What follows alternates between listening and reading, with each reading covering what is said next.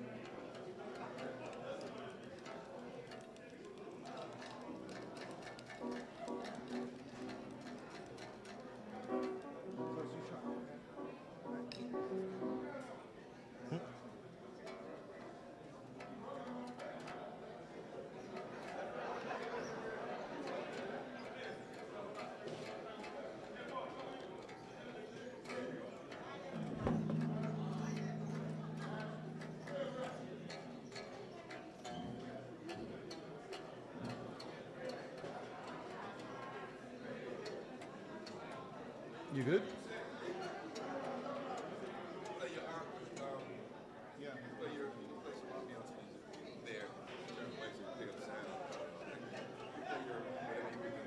All right. He was trying to. What's happening? Oh, wait a second. Okay. Chuck, are you? We're live, so whatever you say.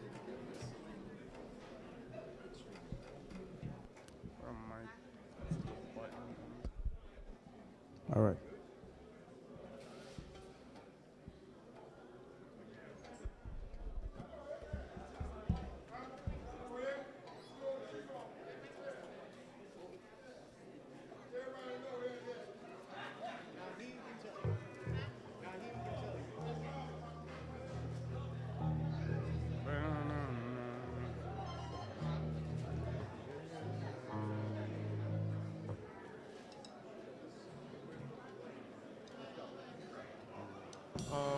What's going on in C?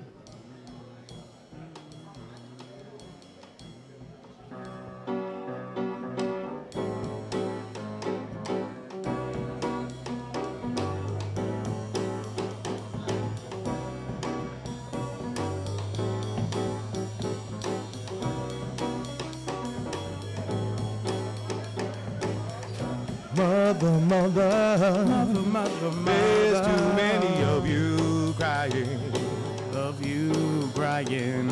brother, far too many of you dying, You know we've got to find a way, bring some understanding here today. Father, there's no need to escalate. War is not the answer. It's only love can conquer hate. Picket line, picket sign. Don't punish me with brutality. Talk to me so you can see. Oh, what's going on? Oh, what's going on?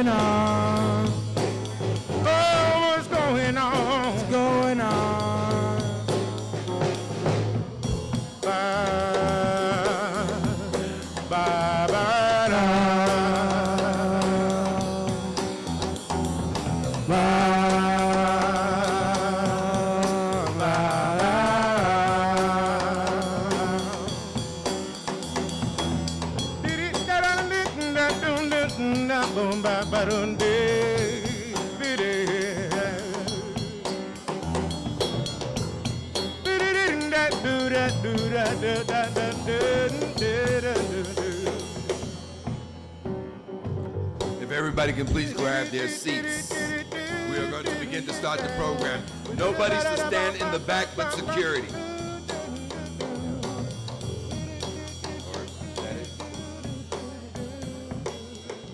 No one is to stand in the back but security, so we're asking everybody to please sit down. The first 2 rows are for our dignitaries from the chapter, from the Grand Chapter to the Grand Lodge, and our dignitaries that are showing up.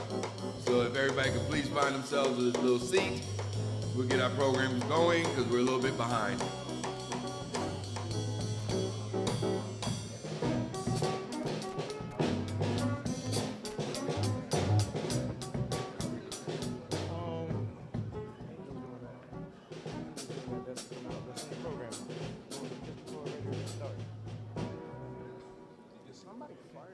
Wait.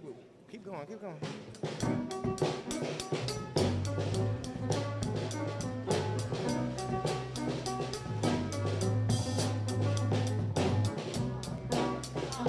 Mother, they keep saying that we're wrong. Oh, but who are they to judge us? Who are they to judge us? Because our hair is long. Hair is long. Picket lines and picket signs don't punish me with brutality. Talk to me, you can see. Oh, what's going on? What's going on? Ooh, what's going on? What's going on?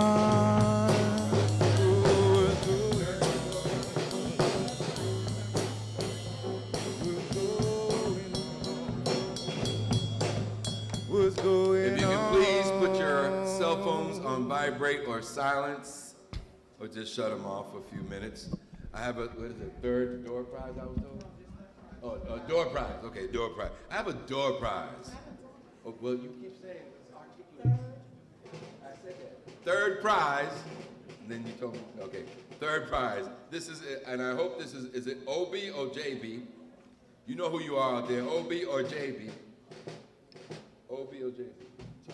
JB? Okay, JB. Okay.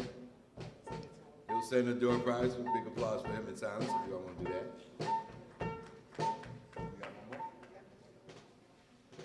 We'll let you know who these wonderful young people walking around looking colorful are in a minute.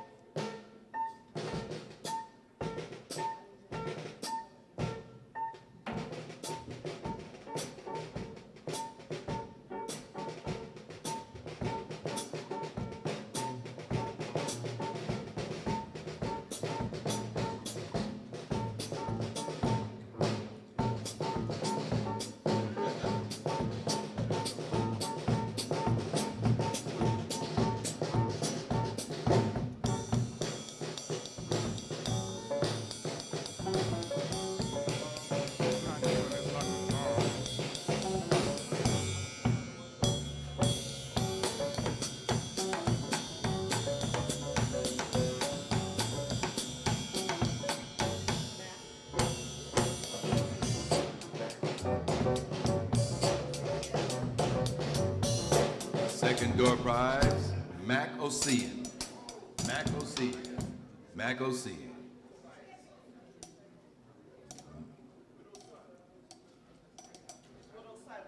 I don't. Yeah. And then last one, and then Frank.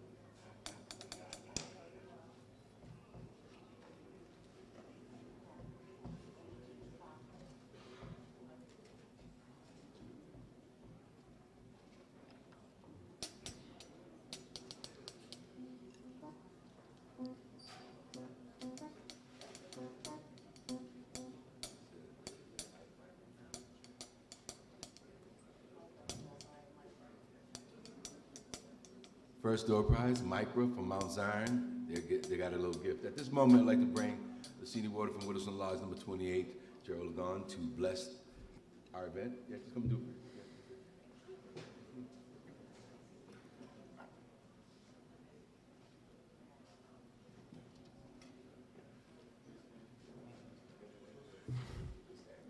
Good afternoon, everybody. Please stand. Good afternoon, everybody.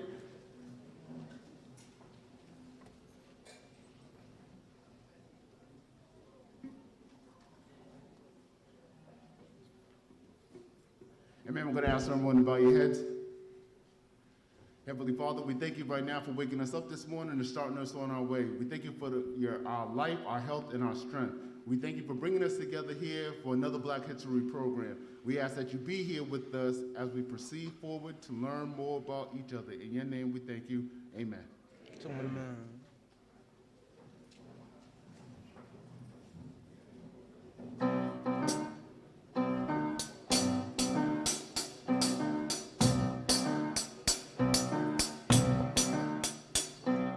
Boom, boom, cha, boom, cha, boom, boom, cha, boom, cha, boom, boom, cha, boom, cha, boom, boom, cha, boom, cha, boom, boom, cha, boom, cha, boom, boom, cha, boom, cha, boom, boom, cha, boom, cha, boom, boom, cha, boom, cha. Draw me back like the tents of Kedar. I first saw you from afar. Your cocoa skin and piercing eyes being pulled toward you with no surprise. In the rest, tell me where or when I can get to see you again. I'm not always this upfront, but I know exactly what I want. They are the ones you can ask about me. I am exactly what I claim to be. You are who I have on my mind. I like the sound of that. I'm not a pimp, I'm a lover. See, which means you ain't gotta sell it, just give it to me. I say boom, boom, cha, boom, cha, boom, boom, cha, boom, cha. Come very close, baby, I don't bite. Unless you ask, then it's only polite. I say boom, boom, cha, boom, cha, boom, boom, cha, boom, cha. Got myself in a situation where wisdom dwells in contemplation. Not putting you on a shelf, just not gonna play myself. Better we take our time rather than waste yours and mine. Meanwhile, here's a little something for you, a vibe we call the boom boo cha. They are the ones you can ask about me. I am exactly what I claim to be. You are who I have on my mind. I like the sound of that. I'm not a pimp, I'm a lover. See, which means you ain't gotta sell it, just give it to me. I say boom, boom, cha, boom, cha, boom, boom, cha, boom, cha. Come very close, baby, I don't bite. Unless you ask, then it's only polite. I say boom, boom, cha, boom, cha, boom, boom, cha, boom, cha. Got plenty to drink, so I'm not thirsty. Where is your mind's what I want to see. Tell me your dreams, your plans, your goals. Tell me the things you feel in your soul. Take my time to see what's what, because a wrong move can deeply cut. I'm not a fool, I'm serious. Come closer if you're curious. They are the ones you can ask about me. I am exactly what I claim to be. You are who I have on my mind. I like the sound of that. I'm not a pimp, I'm a lover. See, which means you ain't gotta sell it, just give it to me. I say boom, boom, cha, boom, cha, boom, boom, cha, boom, cha. Come very close, baby, I don't bite. Unless you ask, then it's only polite. I say boom, boom, cha, boom, cha, boom, boom, cha, boom, cha, boom, boom, cha, boom, cha, boom, boom, cha, boom, cha, boom, boom, cha, boom, cha, boom, boom, cha, boom, cha, boom.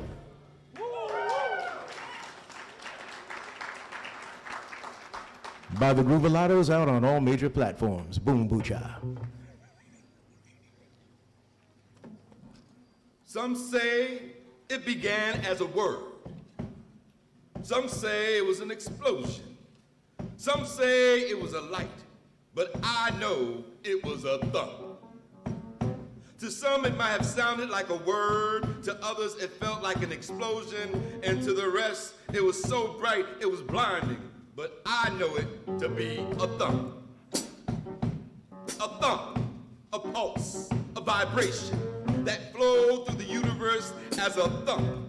As we have learned from science, every action has an equal and opposite reaction.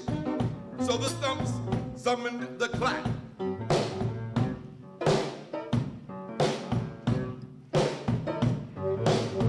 And the thump and the clap created a pulse.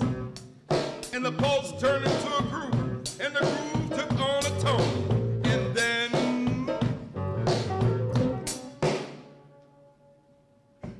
the sudden silence brought on the light.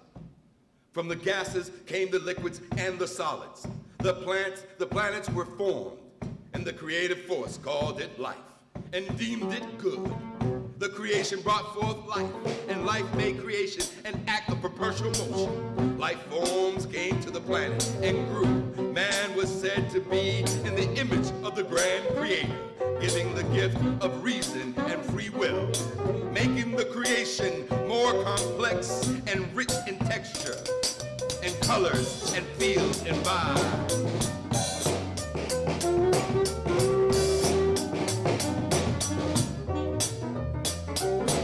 And sometimes it just needs to go back to the thump.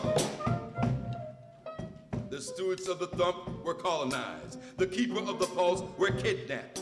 The children of the soil were taken captive and transported away from the homeland, still aware that Mother Earth kept them grounded. The thump is always there. When we praise our deities, the thump is there. When we tell our stories, it sustains us in our bondage. Some thought it was an explosion. Some thought it was blinding light. But really, all it was is our visions of liberated future. Born in Jacksonville, Florida, and inherited his mother's love of music, poetry, and literature, Right Worshipful brother James Weldon Johnson was an educator as well as the first black man admitted into the Florida Bar Association. As a school principal, he was charged with the task of honoring President's Day. Reworking one of his poems, and with the assistance of his brother, composer brother John Rosemont Johnson, the two created the song Lift Every Voice, which went from being an elementary school assembly song to the NAACP's anthem to its current status as the Black National Anthem. If you would please rise and maybe open your programs. The words are in your programs, so if you want to follow along, which we hope you do.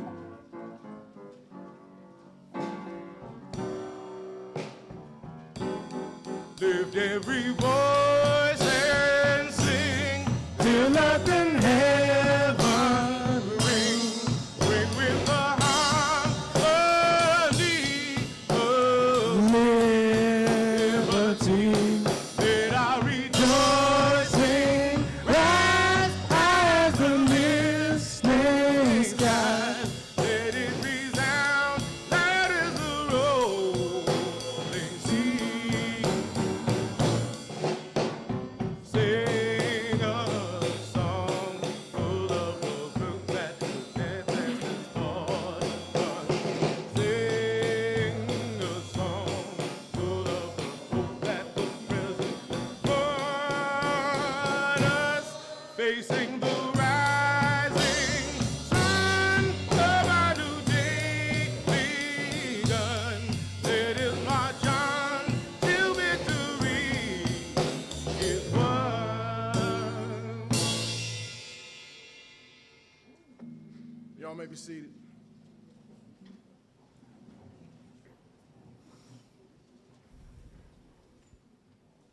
Good afternoon, ladies and gentlemen, and welcome to our presentation, A Vision of a Liberated Future. The name is taken from a collection of essays by the late poet and Black artist movement co-architect Larry Neal. Some saw this book as an update of Elaine Locke's collection, The New Negro. which was a collection of essays by black scholars identifying the art, music, and literature of a generation of black people born after slavery that suggested the rise of a social and cultural presence. From the African Grove Theater of 1821 to the Lafayette Players of 1910, from the Harlem Renaissance to the Afro-postmodernists of the 1950s, to the black arts movements of the 1960s and 70s, to the hip-hop era, to the urban expressionists. It has been the visions of our artists, writers, and scholars that have been the eyes, ears, and voices of a black community, from the poetry of Phyllis Whatley to the essays of David Walker, to the poets, composers, dancers, and painters of contemporary times. Our message remains ours, the vision of a liberated future. It was past worthy matron Mary McLeod Bethune who was quoted as saying that the true worth of a race must be measured by the character of its women. It is without question that the strength and support of much that goes on here in Prince Hall is thanks to the Sisters of the Order of the Eastern Stars, an organization that has drawn its memberships from the women of substance and qualities that have contributed to shaping our society and culture. Members such as Sister Rosa Parks, Sister Maxine Waters, from Cambridge Mayor Denise Simmons, and the great poet, essayist, and civil rights activist, Sister Maya Angelou. Origination is a nonprofit arts and education organization founded almost 30 years ago by an artistic director, Shaiwumba Dabinga, offering high-quality instructions in performances of dance, theater, arts, and African history education. Taking pride in sharing Black history all year, Origination has performed nationally and internationally in places like Senegal, Ghana, Trinidad, Jamaica, inaugurations for governors, senators, and mayors. Here today to present the poems, Still I Rise, by Sister Maya Angelou, and I Have a Voice, an original monologue by Sister Shaiwumba Dabinga, accompanied by original choreography.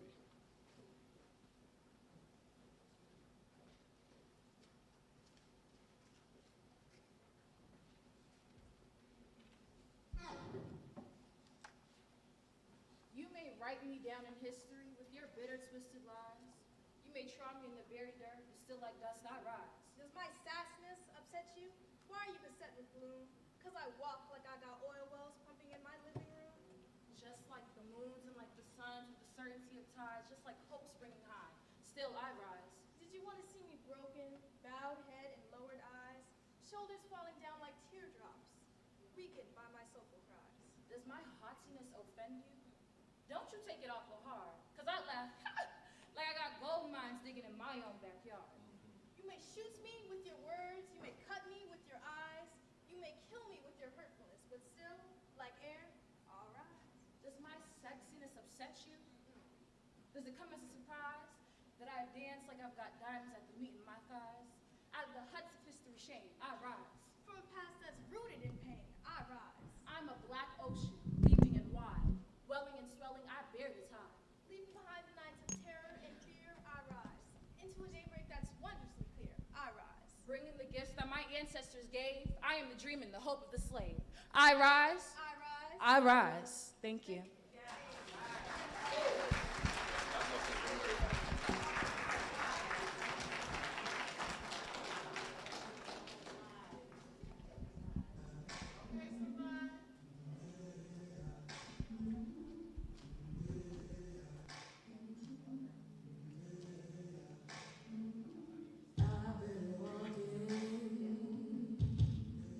With my face turned to the sun,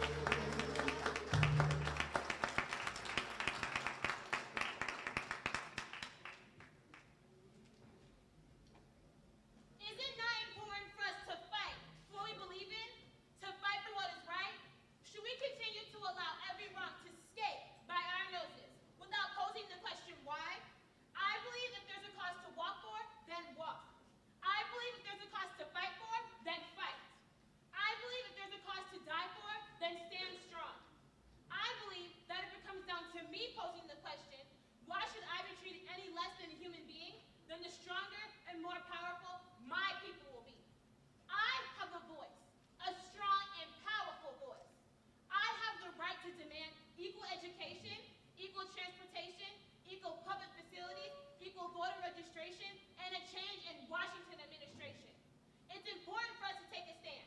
Unite as one and lend a helping hand.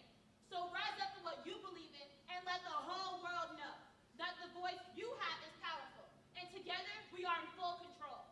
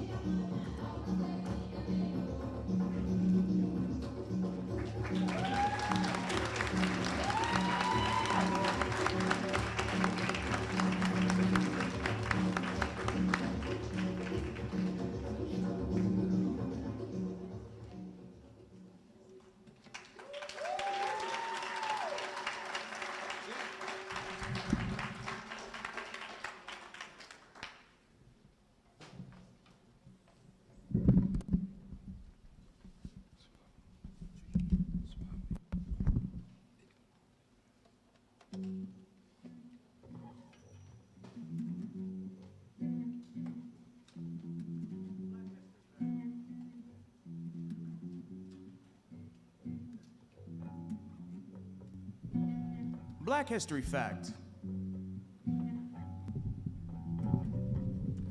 Brother David Walker had written a series of essays related to the need for enslaved black people to free themselves by any means necessary, and for so-called free blacks to fully aid in this emancipation by any means necessary.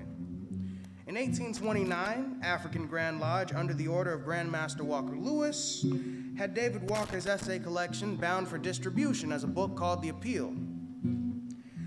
This was deemed one of the most volatile and controversial documents in American history. Walker, from his clothing shop on the Boston Harbor, made special arrangements with British sailors who would distribute the book to black people upon their ships landing in southern ports. The book was outlawed in southern states and led to many of them adopting laws that forbade blacks from learning to read. By 1848, the appeal was semi-forgotten. A great deal of other abolitionist writing, much inspired by Walker, had appeared in those 18 years. In 1848, however, it received new life with its reprinting by the minister Henry H. Garnett. Presently, the appeal appears at the top of the list of books banned by American public schools who wish to hide the truths of American history.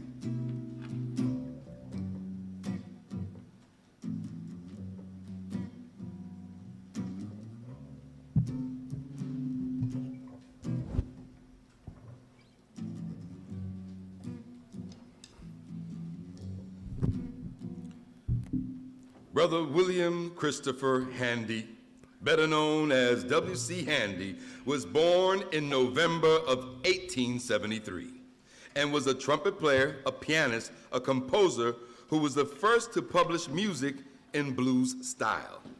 Handy was an educated musician who used elements of folk music in his compositions.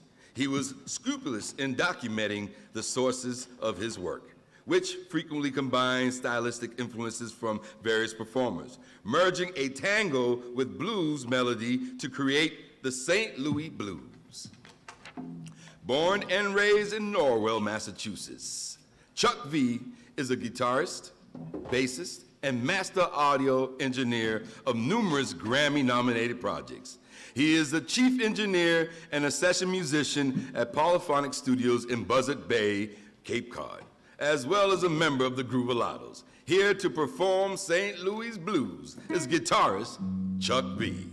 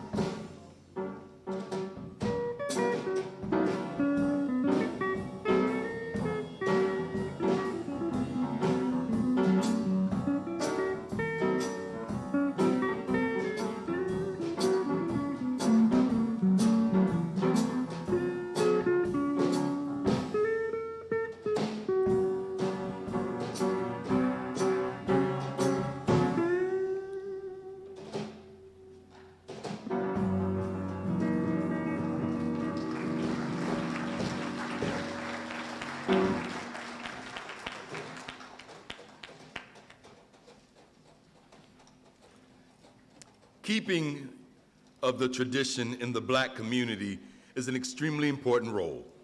Born and raised in Roxbury, Mass., and having grown up as a part of the Prince Hall family and the Shriner Youth programs, Sister Angelique Dove is a past-worthy matron of Mount Zion Chapter 21 and a Grand Associate Conductress of the Order of the Eastern Stars Grand Chapter, Jurisdiction of Massachusetts, Inc., as well as the keeper of the Prince Hall Masonic tradition, inspired and mentored by the late Right Worshipful Brother Tommy Allen, once director of the Syria Temple 31 Clown Unit.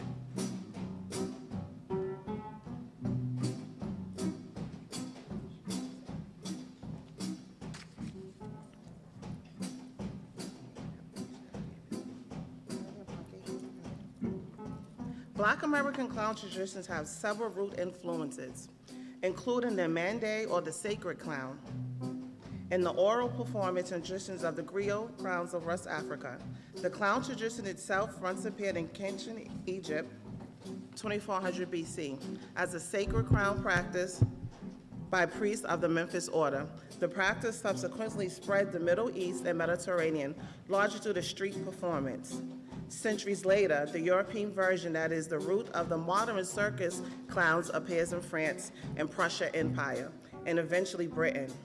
A dubious origin in the Black American clown tradition includes blackface minstrel era of the 19th and early 20th century, where black performers were forced to wear blackface to appear on stage. Initially performing as a Brother Brock Williams became a major star of the world stage. Initially performing as a comedian in blackface, William used his influence to create the first black booking agency, financed the Lafayette Theater and Company. A professional black theater in Harlem, was a leading champion in support and creation of the theater for both black people leading into the Harlem Renaissance. Tap dancer Brother Bill Bojangle Robinson was a leading figure in the movement of black artists to break out to perform in blackface. It was in 1969 that the clown unit of the Ringling Brother Ball and Bailey Circus got their first clown when legendary theater actor and director Reggie Montgomery graduated. Their clown college began appearing in shows throughout the world.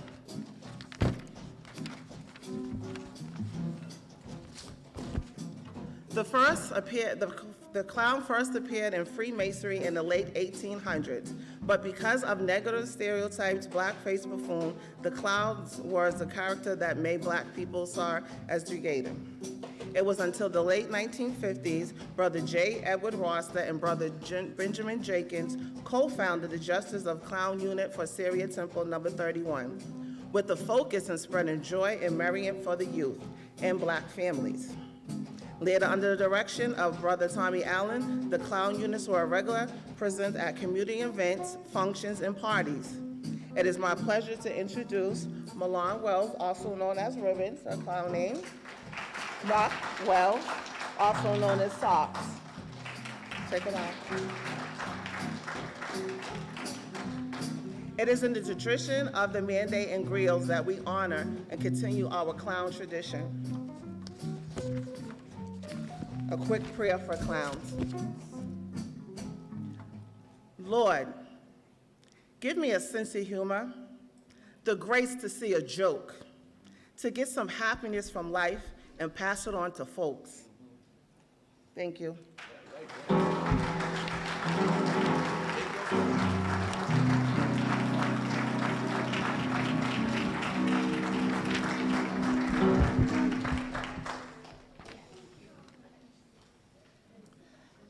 In 1855, Brother William Wells Brown wrote The Encounter, An Escape or a Leap to Freedom, the first play to be written by a black American, documenting the experience of Africans in America self-emancipating themselves from the bondage of slavery. Troubled by this realistic context of Brown's play, the abolitionists decide to bury Brown's play and instead encourage Harriet Beecher Stowe to create a musical version of her novel, Uncle Tom's Cabin. Brother Wells' play would not be produced until 1992 by the late James Sproul at Emerson College. The power of our poetry has and remains a part of our legacy. Here to do Lala Cooks Beaks, the 2022 state final for the Next Narrative High School competition, is our champion. She is doing Sparking Joy, am I right, Lala? Sparking Joy by Dorchester's own Francisca de la Silveria. Ladies and gentlemen, Lala.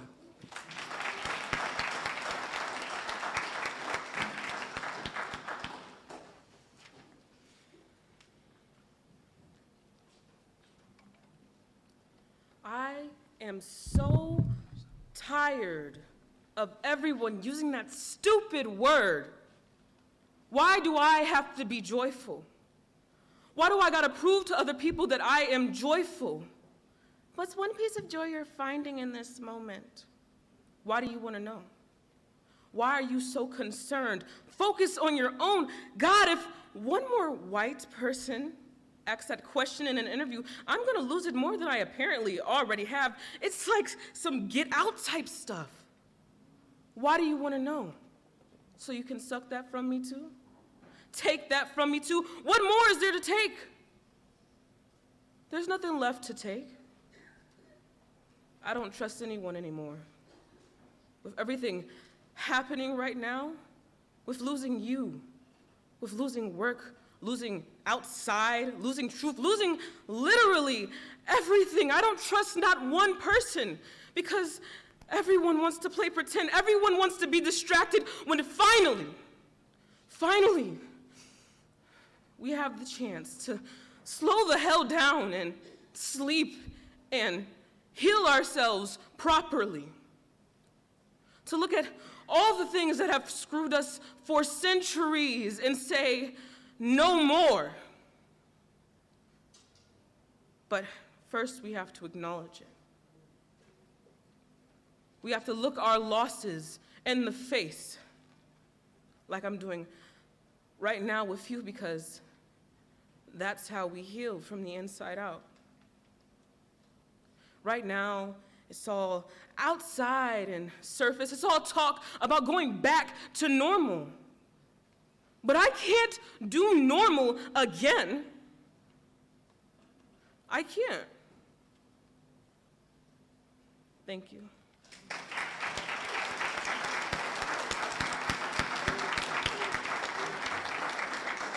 And before I go on, Lala's a Boston Arts Academy student, sophomore this year, yes? Oh, I'm sorry, junior. She's a junior, and she's one of my students. I'm very proud of her, and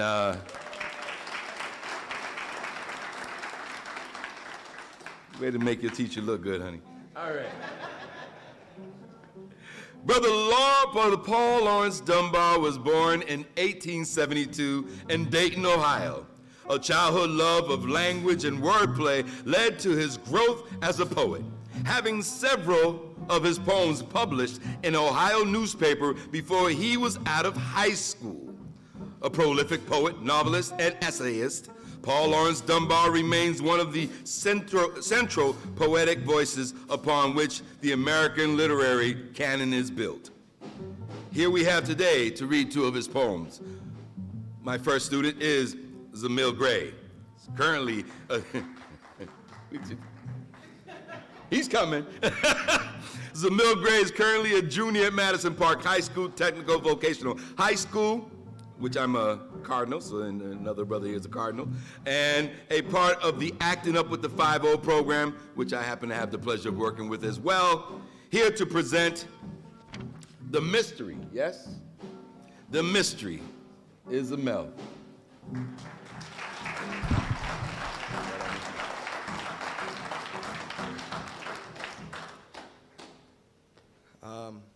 Hello, everybody. I don't really have an introductory speech, so I'm just gonna do it. My name is Zamil Gray, and I will be performing "The Mystery" by Paul Lawrence Dunbar. I was, now I am a few days hence. I shall not be. I fain would look before and after, but can neither do. Some power or lack of power says no to all that I would. I stand upon a wide and sunless plain, nor chart nor steel to guide my steps aright. Wherever overcoming fear I dare to move, I grope without direction and by chance. Some feign to hear a voice and feel a hand that draws them ever upward through the gloom, but I hear no voice and touch no hand. Throw off those silence infinite I list, and strain my hearing to supernal sounds. Throw off though fatal darkness do I reach, and stretch my hand to find that other hand. I question the eternal bending skies that seem to neighbor the novice earth, but they roll on, and daily shut their eyes on me, as I one day shall do on them, and tell me not the secret that I ask. Thank you.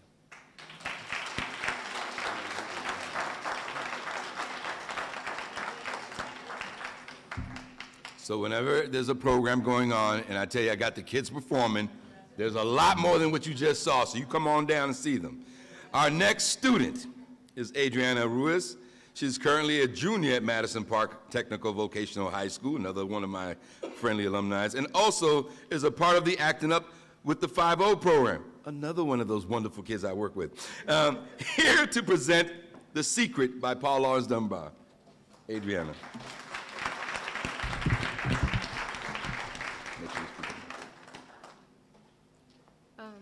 Hi, I'm Adriana. I'm going to be performing The Secret by Lawrence Dunbar. What says the wind to the waving trees? What says the wave to the river? What means the sigh in the passing breeze? Why do the rushes quiver?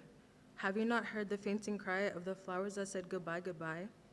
List how the grave loves, moans, and grieves under the woodland cover. List to the drifts of the falling leaves. List to the wail of the lover. Have the rat caught the message heard already by the wave, breeze, and birds? Come, come away to the river's bank. Come in the early morning. Come when the grass with dew is drink. Then you will find the warming, a hint in the kiss of the quiddling air of the secrets that birds, breezes bear. Thank you.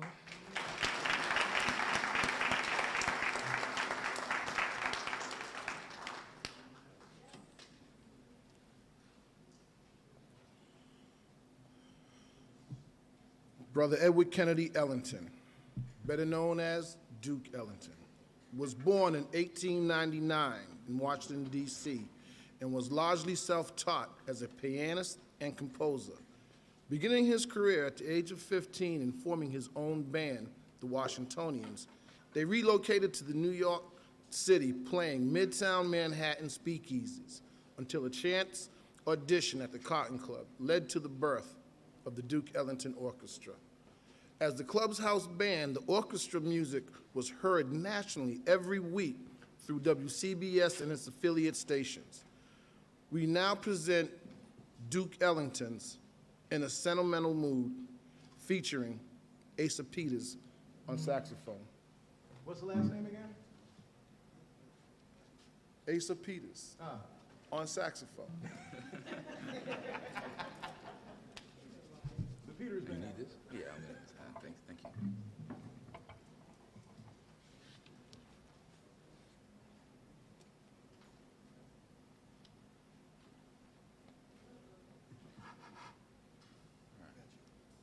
One, two, three, four, one.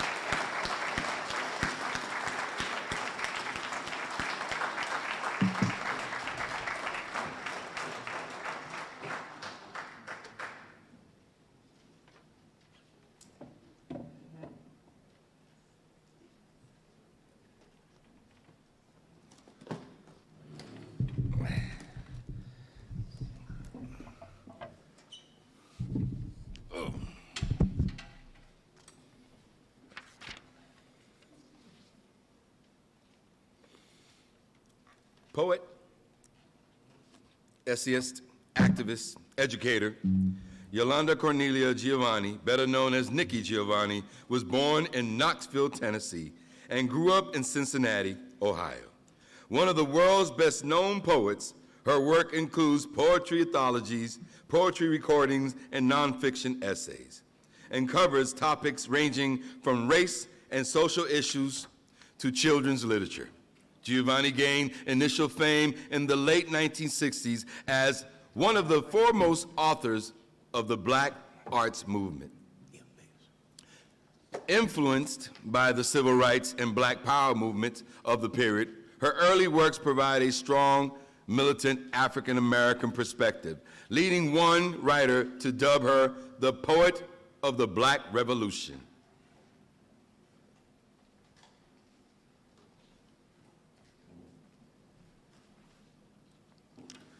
Born and raised in Boston and currently residing in Dorchester, Sister Marita Powers is a proud mother who likes to travel, dance, and enjoys having fun and helping people in need.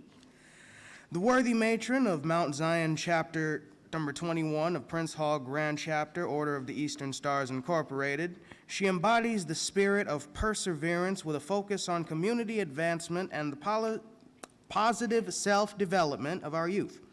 Today, she is here to present Ego Tripping by Nikki Giovanni.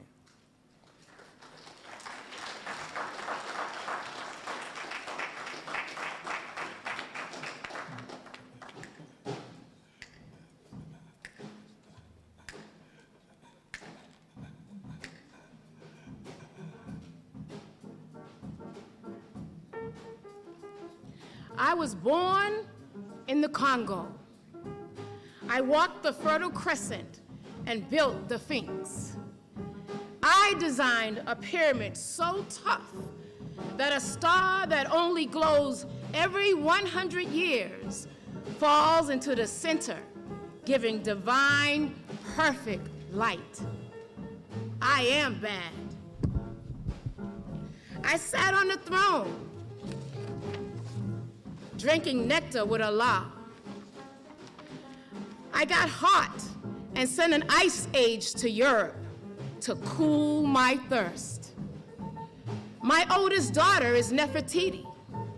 The tears from my birth pains created the Nile. I am a beautiful woman. I gazed on the forest and burned out the Sahara Desert. With a packet of goat's meat and a change of clothes, I crossed it in 2 hours. I am a gazelle, so swift, you can't catch me. For a birthday present, when he was 3, I gave my son Hannibal an elephant. He gave me Rome for Mother's Day. My strength flows ever on. My son Noah built New Ark, and I stood proudly at the helm as we sailed on a soft summer day. I turned myself into myself and was Jesus. Men intone my loving name. All praises, all praises. I am the one who would save. I sowed diamonds in my backyard. My bowels delivered uranium. The fillings from my fingernails are semi-precious jewels. On a trip north, I caught a cold and blew my nose, giving oil to the Arab world. I am so hip, even my errors are correct. I sailed west to reach east and had to round off the earth as I went. The hair from my head thinned and gold was laid across 3 continents. I am so perfect, so divine, so ethereal, so surreal. I cannot be comprehended except by my permission. I mean, I can fly like a bird in the sky. Eagle Tripping by Nikki Giovanni.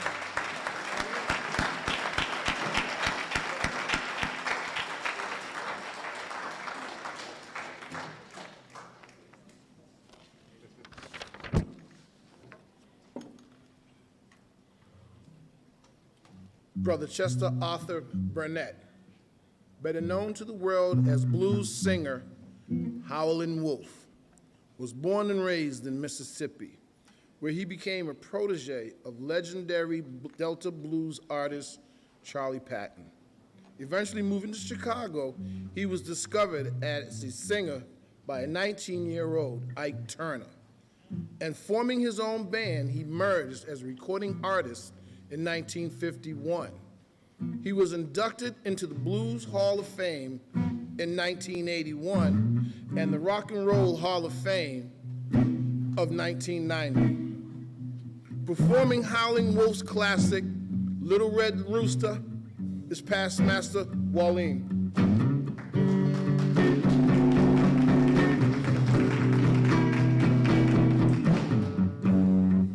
I have a mic? Hey, Naheem, can I have a mic, man? Thanks, man.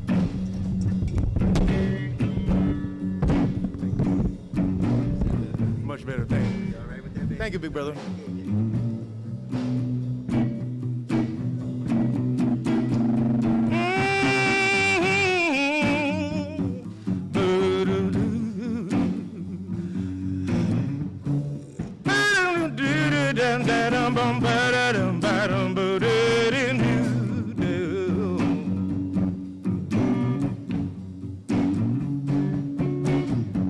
Have a little red rooster, too lazy to crow all day. Oh, I have a little red rooster, too lazy to crow all day. Oh, keeps everything in the barnyard together in every way.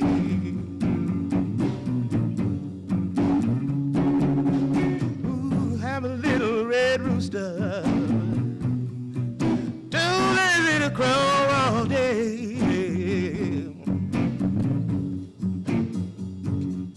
Have a little red rooster, too lazy to crow all day.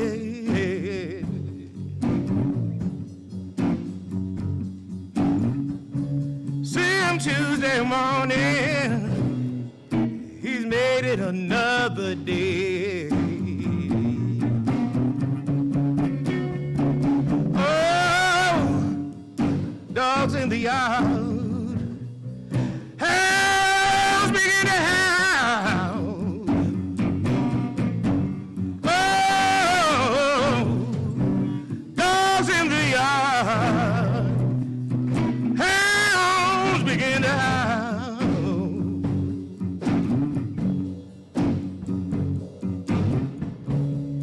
And all of a sudden, my little red rooster is gone. Oh, if you see my little red rooster, please drive him home.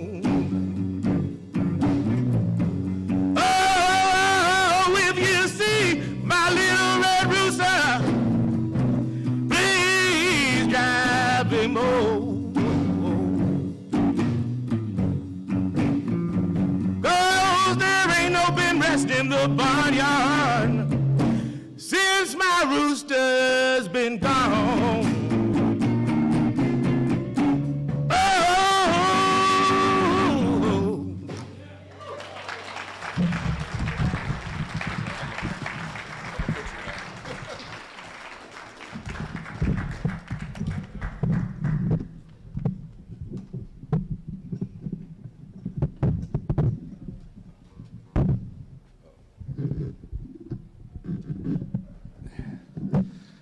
Oh, like all professionals, we make mistakes while it's live, but you're not supposed to know that. So I skipped because I was in the mood and I was moving, and where am I? Okay, so.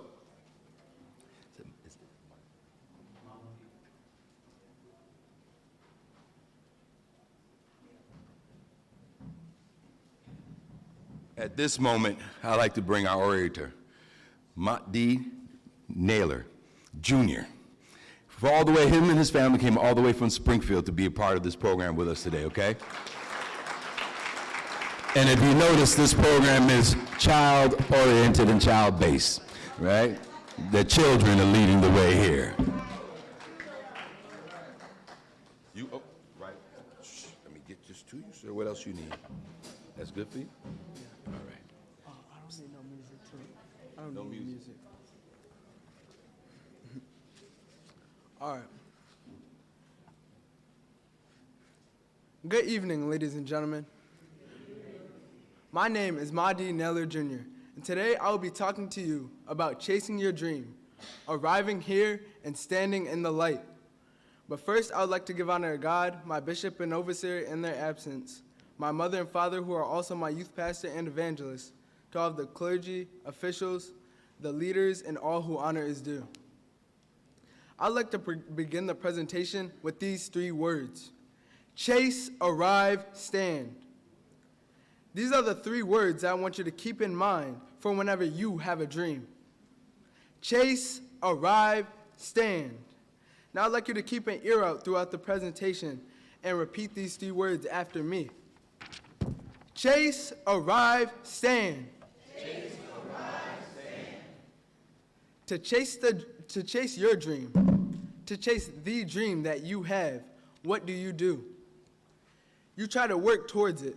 You try to reach where that dream is and where that dream takes place. You extend yourself and extend your arms to reach that goal. So what is a dream? A dream is a cherished desire, aspiration, ambition, or ideal. What is your dream? Let's all take a moment to dream. I won't ask you to close your eyes, though, because I want you to keep your eyes open and dream while you are awake and aware, just like how Dr. Martin Luther King did. Picture this, where that dream is and how you are going to get there. What are you willing to sacrifice to reach that goal, to reach that dream? Now what? I'm asking, are you going to wake up and make this dream a reality? I want everyone to look to your left and right. Realize that not only you, but all these people next to you and around you also have a dream. You might not all have the same goals and aspirations, but just like Dr. King, you have a dream. And be glad that you have one, because if you don't have a dream, there's no way to make one come true. That is a quote from Steven Tyler. And it is saying that without the goal to become what you aspire to be, then there is no way for you to get to that point. You cannot open a gift that is not there. In his dream, Dr. King saw us being able to own our businesses, get promotions, and have opportunity to be valedictorian in our racially diverse schools. He dreamt it, he visualized it, and he tried his best, and he turned that motion picture in his mind into a reality. By Google definition, a dream is a series of thoughts, images, and sensations occurring in one's sleep. But we need to wake up and take action. And just like Dr. King, you have to think about the road it will take to get there, and you must pursue that road and continue persevering and let that dream persist as reality. I want this to sink in. So again, repeat after me. I will dream. I will dream. I will chase that dream. I will chase that dream. And I will stand in the light of my dream. I will stand in the light of that dream. Chase, arrive, stand. Chase, arrive, stand. I want you to give yourself a round of applause and be proud, because I know dream chasing isn't easy. The hope of a secure and livable world lies with disciplined nonconformists who are dedicated to justice, peace, and brotherhood. This quote from Dr. Martin Luther King Jr. shows that a safe world is something that is decided and held up with disciplined nonconformists. And that means someone who doesn't just change themselves and adapt to social standards and adapt to what people of society might think of their actions. And they will go through means other than the generally accepted patterns or the generally accepted thoughts of actions. We need someone who isn't afraid to be out of the boundaries of what is customary. And they're still disciplined enough to stay dedicated and focused on justice, peace, and brotherhood. And yes, that includes all the sisters too. We are able to have a safe and secure, livable world when we dedicate ourselves to our vision, when we acquire the things that piece together the dream of our people, your dream. Dr. Martin Luther King Jr. stated that our lives begin to end the day that we become silent about the things that matter. The day that we give up on that dream, the day that we give up on what matters to us, will be the day that we are done fighting for our lives. That will be the day that we stop living our lives and we just simply exist. A man without a cause is just a robot walking around this world. A quote from yours truly. All right now.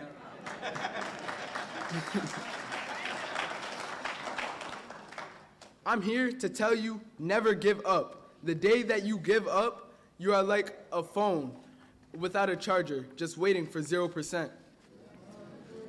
You need to continue to fight for that cause, fight for that dream, fight to get to that point and further. You need to find your way to that point and plant your feet, fighting to stay at that point, because once you are there, others will envy you. They'll want to be there too. You have to hold your ground and stand in the light. You need to be in the spotlight, plant yourself in the focus. In that light, you can be seen. You are there and recognized for that goal that you have been wanting. You have arrived to the point that you have dreamt of, and now you are out of the darkness and standing in the light. You made that dream that you have been chasing into a reality. But still, you are not done.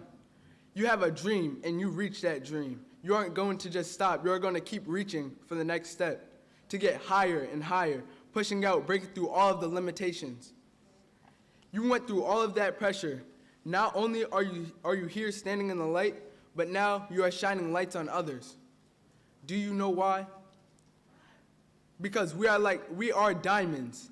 And like all diamonds are made from pressure, strife, and problems. Do I need more synonyms for life? We were made to be diamonds because in spite of that, coal turns into a shining diamond through all the pressure and shines everywhere it goes. I thank you for your time and pray that you all have the mindset to chase beyond your dream, arrive to your goals and stand in the light, and then take it a step further and spread the light. And I invite you all to say these last 3 words again with me, again. Chase, arrive, stand. Chase, arrive, stand. Thank you. Thank you. Give it up. All the way from Springfield, ladies and gentlemen, with his family. Not to mention something very important. The boy got some clean shoes. Have you checked his shoes out? The boy got, you could say a lot about a person in their shoes. All right, in the spirit of the young. Yeah, he's from Springfield, where our Grandmaster's from. He's connected to our Grandmaster in Springfield. Did I tell you about Springfield? Oh, by the way, March 5th, I'll be in Springfield with the Poetry Out Loud, and you all are welcome to join us at the music school on March 5th, 9 o'clock. You come on down. We're going to be there. You can see young people like yourself do poetry. And in the midst of all that, I want to talk to you about another. Let me get right. What, page 15? We're page 15? Okay. Okay, all right, here we go, in the spirit of that. Born in the Bronx, am I in the right place now? Yeah. Yes, sir. Born in the Bronx, New York, and raised in New Bedford and Mashpee, Mass. Brother Morgan James Zig Peters II is a composer, a master percussionist, a vocalist, and a performer. From the gift of drum set from his grandmother at the age of 4 to handling the Boston Jazz Fest, And at 13, he's making his debut as a percussionist for the Groovalados in front of 48,000 people at the Gathering of Nations Powwow in New Mexico. At 15, he received 2 Grammy nominations for his home recording tapes. It gets better, it gets better. Brother Peters literally grew up in masonry as a regular performer for our Black History Month program, as a Prince Hall and a Widow Son Lodge number 28 scholarship recipient, and as recently raised brother in Paul Laurence Dunbar number 19.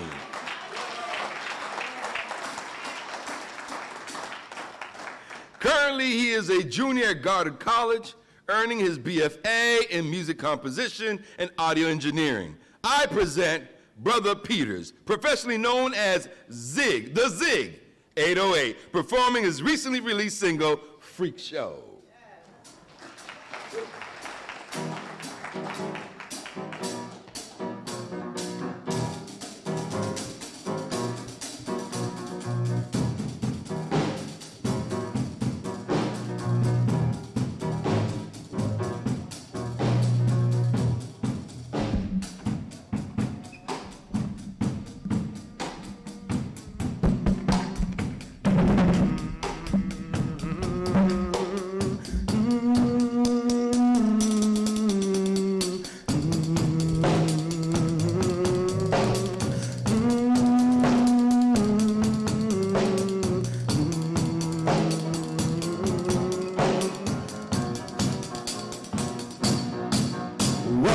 So it took over the street, there bodies everywhere, like Halloween, shooting at the people that don't want to let us speak. Hair on my neck so I can't even breathe.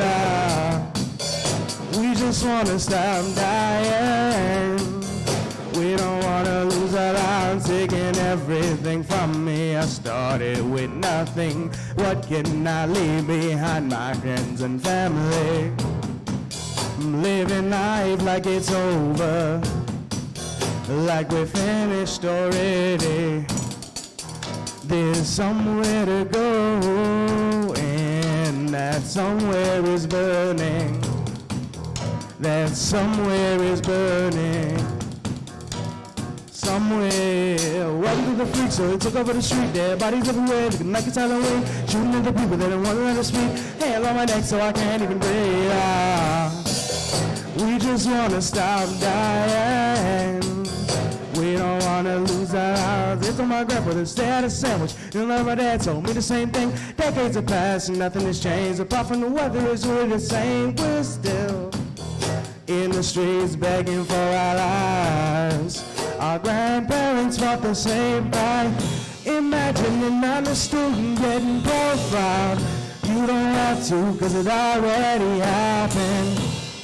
So many times that I've lost count. It's way too regular. Welcome to the freak show. Took over the street there, bodies everywhere, thinking like it's Halloween, shooting at the people that don't want to let us speak. Hands on my neck so I can't even breathe. We just want to stop dying. We don't want to lose our lives anymore. Why the hell do they gotta treat us different? To them between an animal and us, there ain't a difference. Hating on a young man strictly for his pigment. Put their knees up on their necks, then their bullets start singing. Singing opera, no Sinatra. People waiting on a helicopter, but ain't no helicopter gon' come back to bury us and carry us vicariously, scaring us right into a coffin and say we the ones misusing guns. R.I.P. Breonna Taylor, R.I.P. George Floyd, R.I.P. Elijah McClain. Justice for Jacob Blake. Welcome to the freak show. Took over the street there. Bodies everywhere. They can make us Halloween. Shooting at the people that don't want to let us speak. Hands on my neck so I can't even breathe.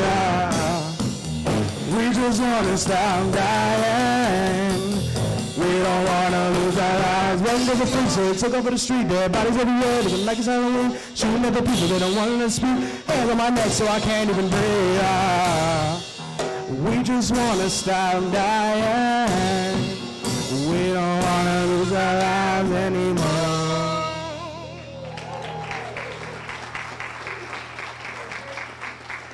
Thank you.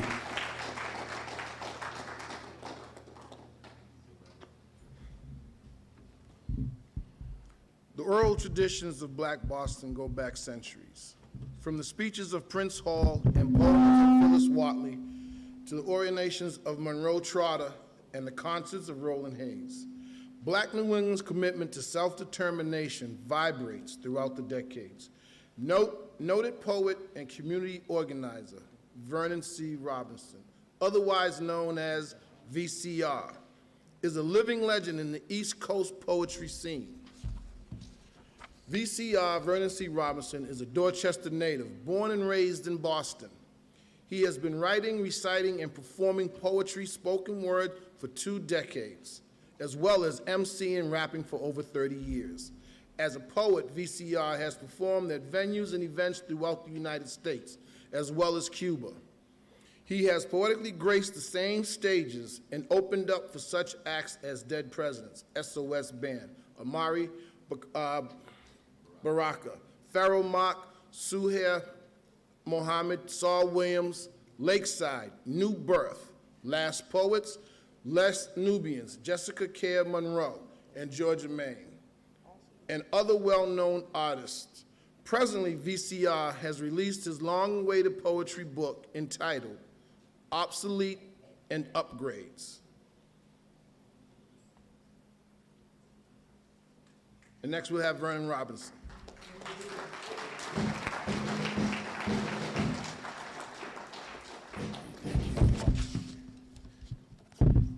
That's the book he was talking about. All right, how y'all doing? It's beautiful, beautiful. I'm just gonna go on with this. This is a piece from the book. It's entitled Excellence, because we're all excellent, right? Right? That's the one I wrote, Dean. That's true. I'm plagiarizing this. What one knows about my legacy. My time machine stretches like eternity with no turbulence. Master builder of golden triangles resting on the sands of ancient Kemet. Fingers with spray cans tagging hieroglyphics like, whoa.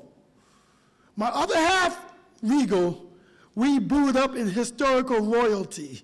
Proprietors of the blueprint for civilization straight from the motherland. The original deck of cards where both jokers are actually valid. 54 countries of cultural merit, fluent before Rosetta Stone. We warriors, chefs, craftspeople, teachers, philosophers, pioneers, fortified with courage, even through the Middle Passage. Rather be appetites for sharks than held bondage on boats, than becoming wenches for pirates, standing strong with oppressed shackles, immortalizing us physically, mentally, emotionally, psychologically. Absorbing the sting of whips, the amputation from axes, the tightness of nooses. God has heavenly vacancies when we make our transition from this wretched environment. Our greatness moves forward. Rosewood, Black Wall Street, Garveyites immersion, NOI soldiers and soldierettes, the Fannie Lou's and Stokely's, expressing blackness, giving birth to prominent leaders, battling for freedom and justice by any means necessary.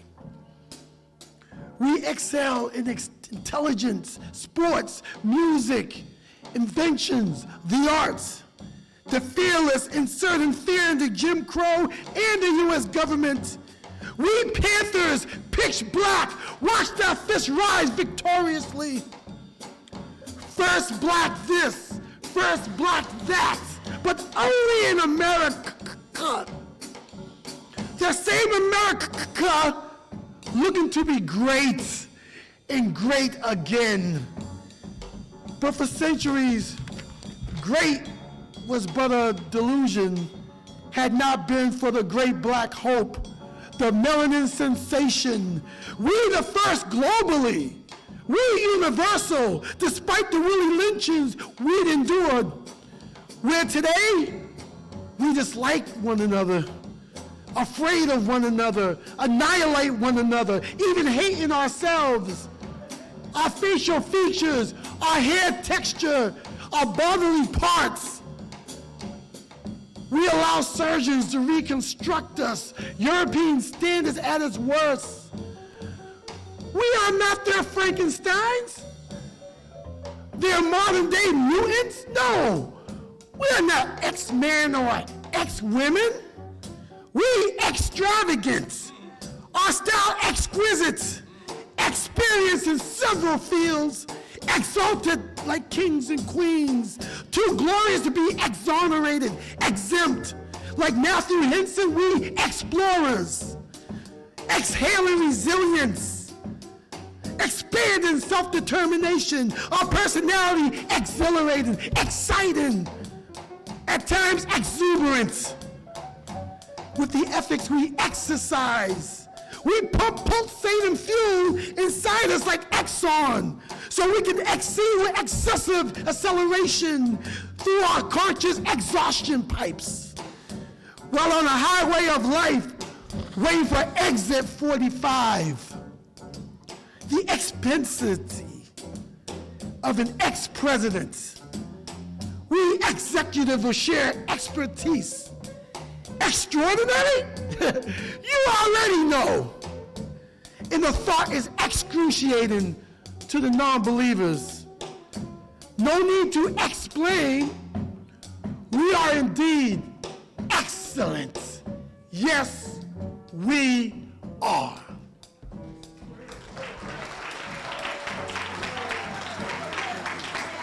Thank you.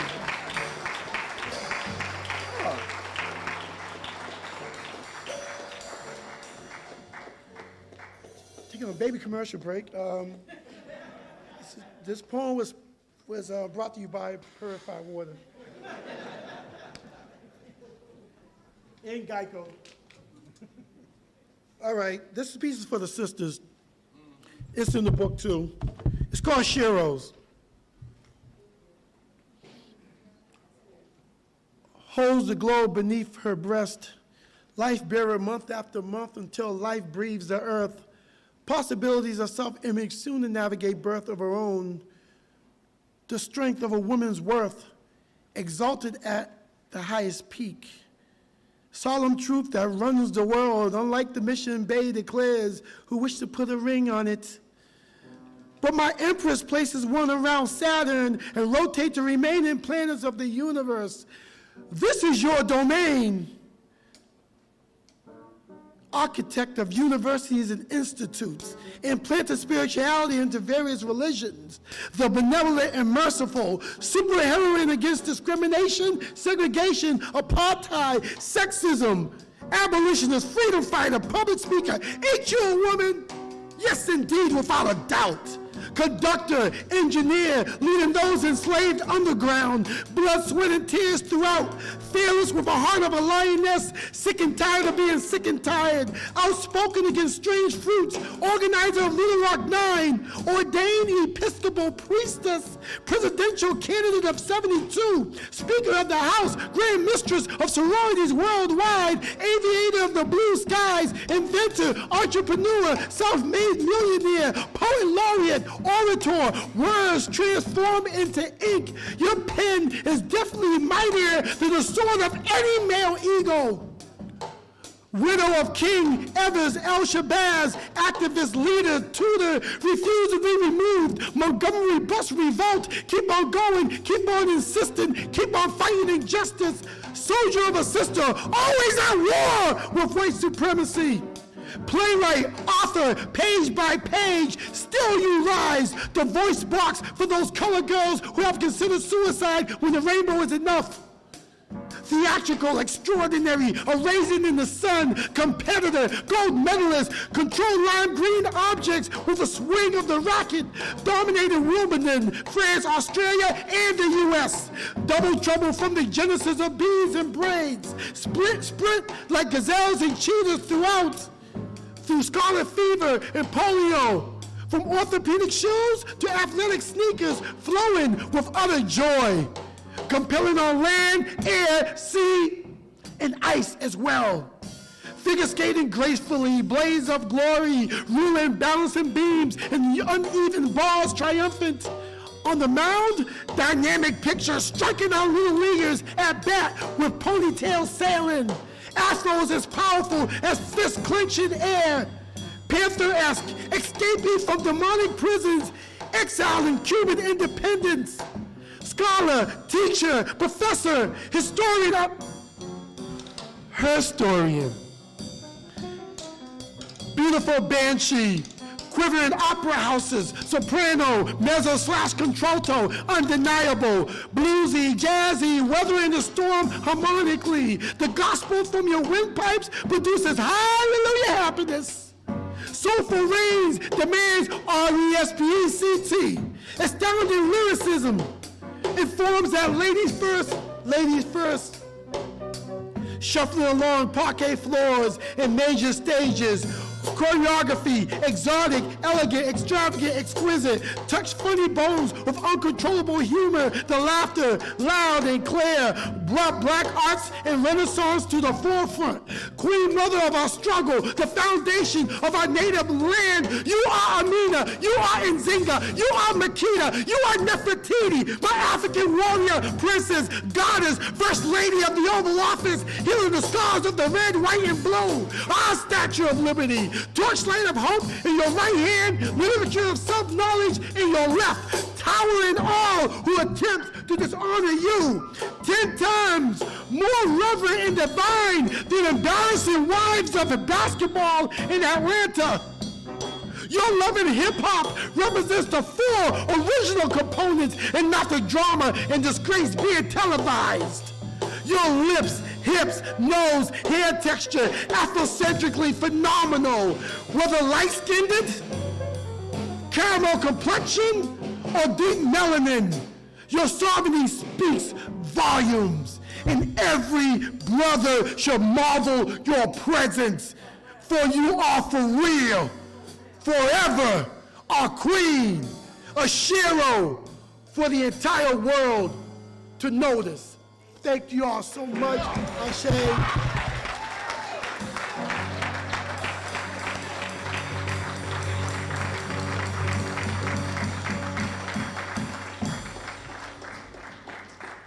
I've known this man.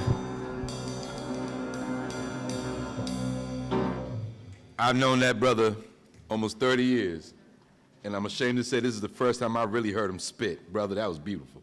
Thank you. Now to keep bringing you some more beauty. His book is on sale in the back. So is Mwalim's. We don't have any books from Springfield, but they will be here soon. It's the only time I get to have fun with the grand. All right. Born in the Bronx, New York, and raised in the Bronx and Mashpee, Massachusetts, Right Worshipful Brother Morgan James Mwalim Peters I is a composer, a pianist, a vocalist, a playwright, a novelist, a historian, a spoken word artist, a father, and an icon figure in the independent music scene. His work in house music, jazz, and soul have been enjoyed by audiences throughout the world. He is a 3-time winner of the New England Urban Music Award for Jazz. He is a novel called Land of the Black Squirrel. It is currently being produced as an audio book by yours truly. All right? And yes, where was I doing all that clowning around? I now present Right Worshipful Brother Peters, professionally known as Mwalim, the Funky Professor, performing his soon-to-be-released single, Always Right There.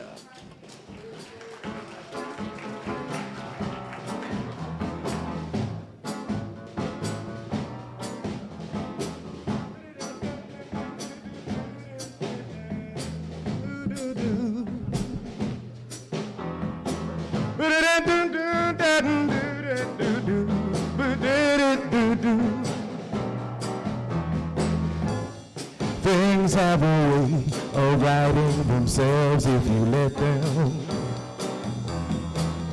Opportunities pass and you'll regret them.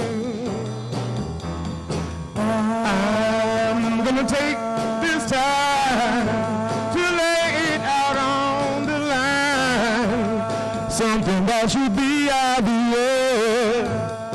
be why we both feel like it.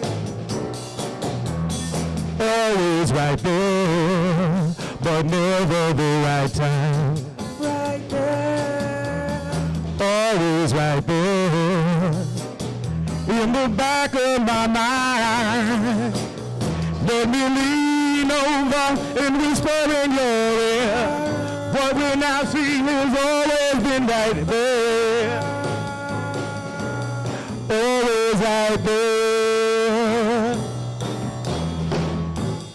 Learning to move and realizing I fit your moves. See it in your eyes, I know so know this to be true. The warm vibe from a single touch, something that I'll never get too much of. So let it be what we'll see. We both know it's always right there, but never the right time. Right there, always right there, in the back of my mind. Let me lean over and whisper in your ear. What we now see has always been right there. Always right there. But I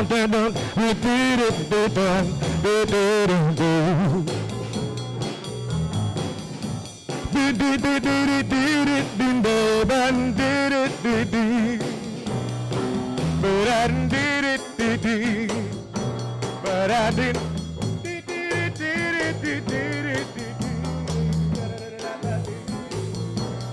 Always right there,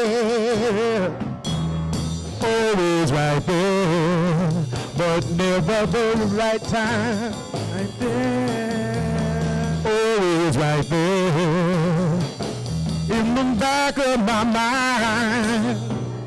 Let me lean over and whisper in your ear. What we now see has always been right there. Always right there. Always right there. Always right there. Thank you.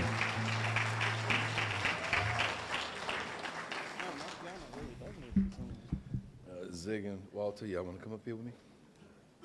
Zig and Walter, y'all want to come up here with me?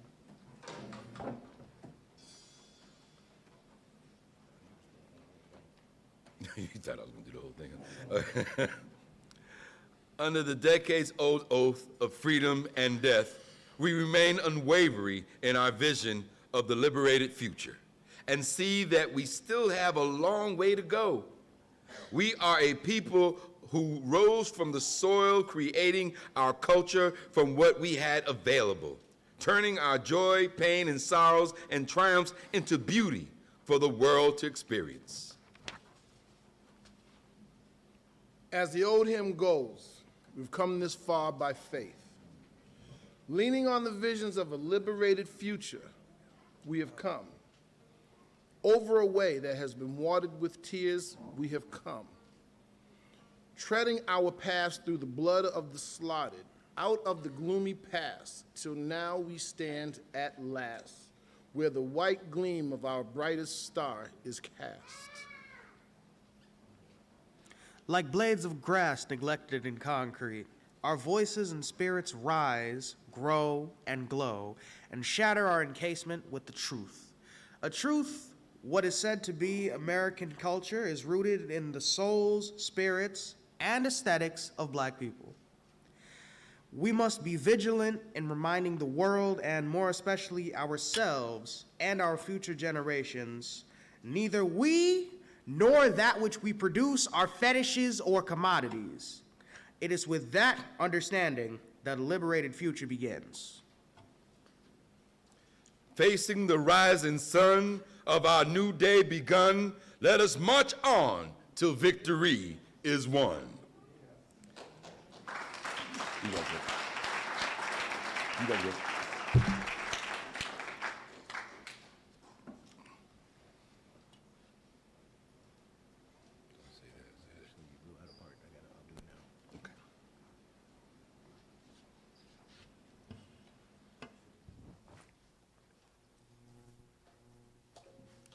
going to wind you back to,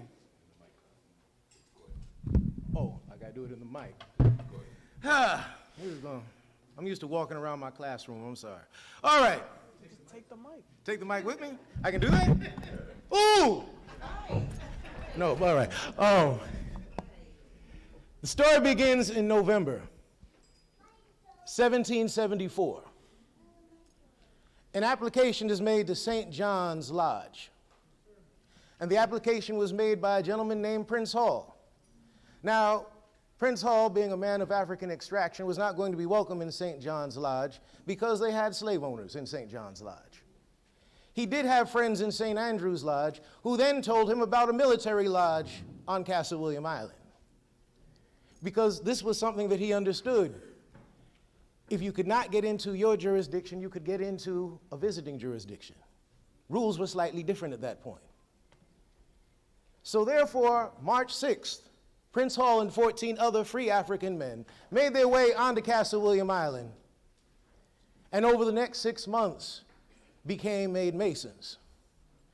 Now, upon the evacuation of the military, of the encampment that had the military lodge, Prince Hall was given a permit, at which time he formed the African Lodge and Society of Free and Accepted Masons, trying to locate a charter at that point and then eventually getting said charter.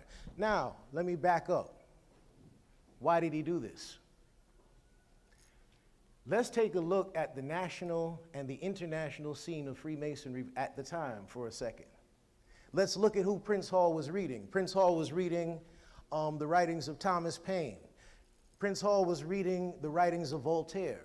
He was reading the writings of Rousseau. He was reading a variety of free Masonic philosophers who were talking about liberty and liberation. So therefore, he was drawn into Freemasonry because he saw liberty and liberation as part and parcel of the trip. But let's back it up even further. There are 3 elements when you recognize you're not welcome in a nation and you need to form your own. 3 elements that we as black people kind of forget about every time. When you have your own nation, it's because you're able to have your own social, political, and economic infrastructure. When you have your own social, political, and economic infrastructure, upon that you can build a nation. So therefore, business owner, property owner, which meant he was a voter. When you own your own property, that's one step towards national. Turn your rent into a mortgage, by the way, if you haven't thought about that already. Developing the nation, the 3 things, economics, social, political. Now what happens? He has friends in other districts. He reaches out to Richard Allen. He reaches out to Absalom Jones in Philadelphia, whereby you have the African Methodist Episcopal Church. Again, your own social, political, and economic infrastructure. You had Absalom Jones and the Free African Society, which was basically the first black bank. Social, political, and economic infrastructure. We have church, we have fraternity, and we have a bank. What happened? We see a tradition taking place because when this is laid out, we get to the 1800s. Now, if you ever get a chance to go through the list of the Grand Masters of African Grand Lodge and subsequently the Prince Hall Grand Lodge, you're going to also find cross-references of all of them as leading black abolitionists. John T. Hilton, Lewis Hayden, Walker Lewis, radical. Radical by those standards would be super radical by today's standards. This is what we stand on. It should not just be the month of February that we reflect on these things, but it's the time that we reflect on the time to build and rebuild in the spirit of Brother Marcus Garvey, in the spirit and tradition of Right Worshipful past Grand Master Lewis Hayden, in the tradition of Right Worshipful past Grand Master John T. Hilton. It's time, if we have not already taken the steps to build our own social and political and economic structure, it's time we start to look at it. And that's where the true vision of a liberated future comes from.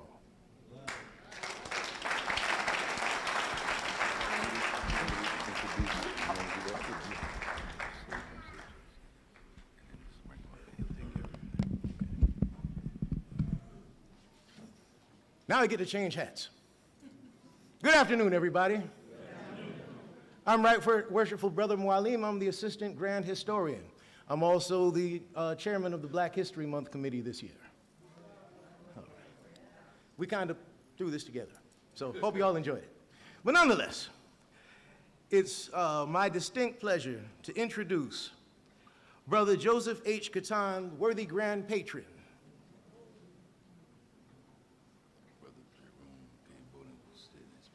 Oh, I'm sorry. All right. Take two.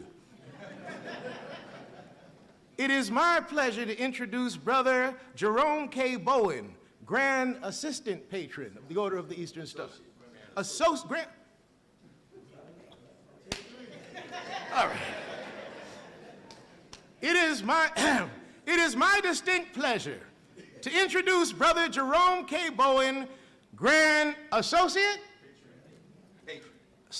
Patron of the Order of the Grand Chapter of the Order of the Eastern Star, Jurisdiction of Massachusetts, Incorporated.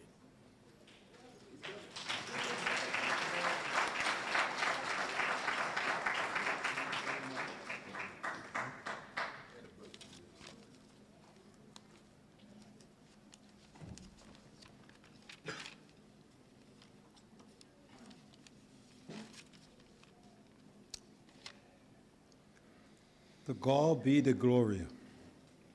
To the Honorable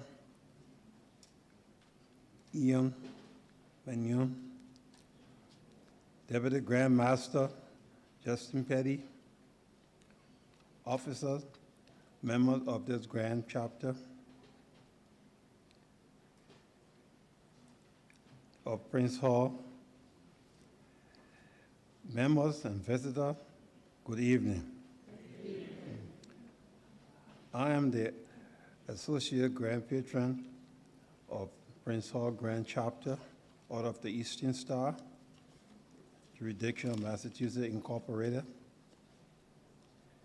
This day brings a lot of tears to my eyes because Black history also is part of Liberia, and I'm from Liberia. And to see what I saw today, it brought tears to my eyes. I'm so happy to be part of this program today. And I hope everyone present today enjoy this occasion.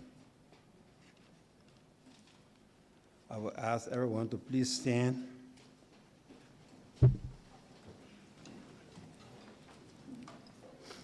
Now it becomes my duty to present the Water Grand Matron of Prince Hall Grand Chapter, Order of the Eastern Star, Jurisdiction of Massachusetts, Sister Evelyn R. Mitchell.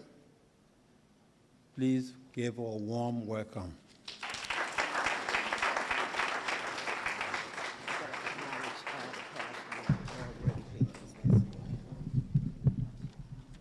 I would also like to acknowledge all the past Water Grand Patrons, all the brothers of the Order of the Eastern Star, and thank you all for coming out tonight. It's a pleasure seeing you all at this occasion. Again, our Grand Water Patron, our Mitchell. God is good. All the time. All the time. God is good. To the most worshipful Grand Master, the Honorable Yves R. Magnon, to the Deputy Grand Master, Justin A. Petty, to the elected Grand Lodge officers, past and present, to the Black History Committee. Thank you for this invitation and opportunity to give brief remarks. Job well done. Thank you. To the performers, excellent. I'm going to digress. I had a few words, but you all brought me back to my past. You all are our future. When he said, look to your left, to your right, that was what I did when I was at Boston Latin School. They said, look to your left, to your right. Some of you all won't be here. Unfortunately, it was a lot of us that wasn't there. Achieve, a dream. I can't plagiarize, but job well done. Boston Arts Academy. I remember when that school was being developed. Whomever's here, please give Rodriguez, Juanita Rodriguez. Yes, my hellos. Again, I am Sister Heavenly R. Mitchell. I am the worthy Grand Matron of Prince Hall Grand Chapter, Order of the Eastern Star, jurisdiction of Massachusetts Incorporated. I am the first non-bloodline worthy Grand Matron.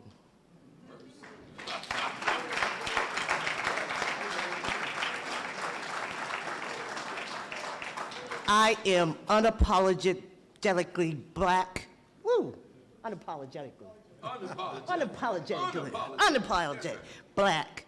24/7, 365. As Brother Peters mentioned about economics, politics, my passion is to have an impact on the social and structural determinants of health. That's my life work. I'm not going to go into the history because our performers did a wonderful job talking about politics, abolition. We didn't talk a lot about women's suffrage. We're going to do that for Women's History Month. I think there was a big old poem about all that. There was a poem. There was a lot said. It's been a long Okay, day. it's been a long time. But I'm not going to take too much time. For the history of the Prince Hall Grand Chapter, I have to give a recognition to those past worthy Grand Matrons who presided before me. I think well, I'll start with the junior. That's easier.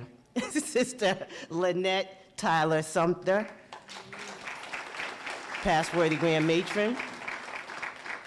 Sister Josephine Barty, past worthy Grand Matron. We have our past worthy Grand Matron who also serves as our Grand Associate Matron, Sister Marie Bowden Lockhart. We have our Grand Conductress, Sister Keisha Bell. Our Grand Treasurer, Sister Nakia Carter Branch. We have our Grand Associate Conductress, Sister Angelique Dove. Will all members of the Order of the Eastern Star please rise? Thank you all for coming out in support. And before I end, I just want to say this all day long. Say it loud. I'm black and I'm proud. To God be the glory.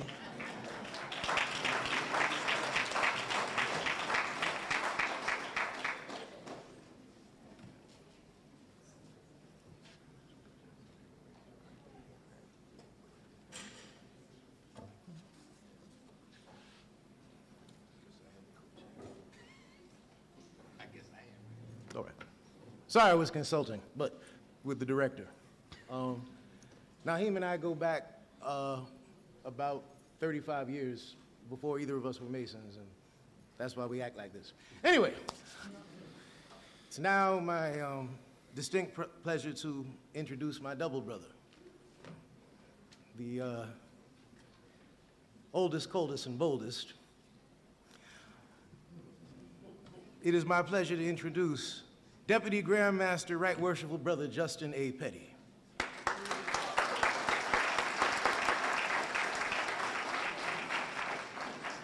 Good afternoon. Let's give another round of applause to the committee for excellent job.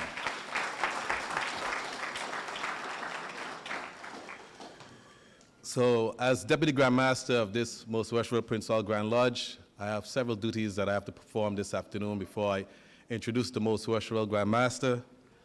The first will be, I would like all of his District Deputy Grand Masters to please stand and introduce themselves.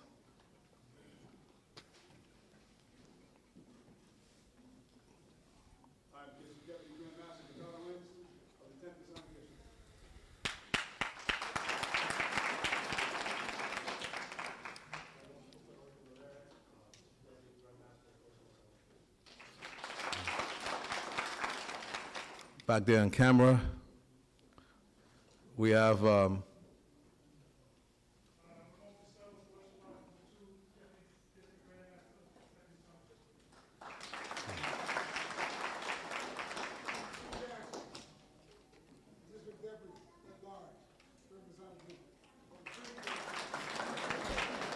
Norman.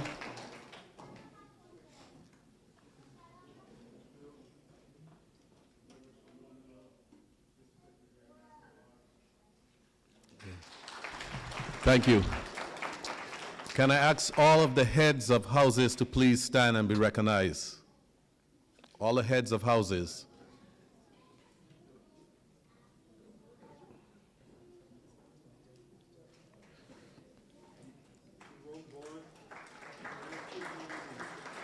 Jerome Bowen, Grand Chief Engineer. She forgot her title. I'll give you one. Forgetful Shirley.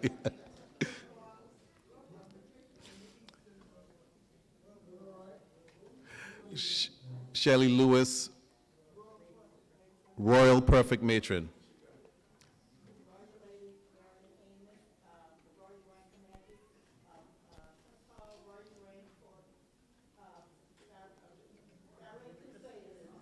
That's a lot to say.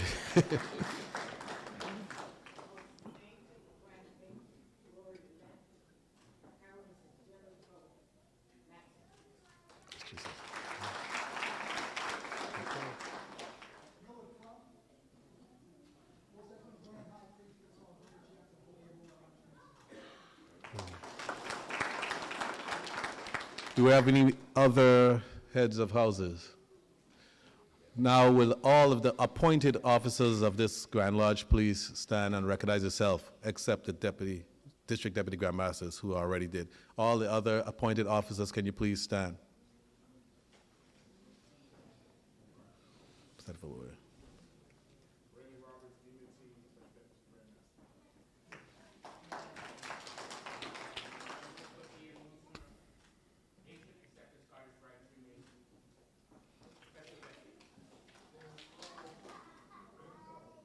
I know you brothers can speak louder than that.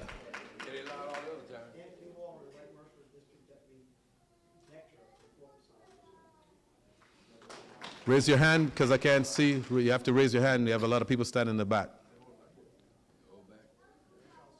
We want to thank our internal security. They're all back there looking all sharp in their nice black suits and badges. Raise your hand, internal security.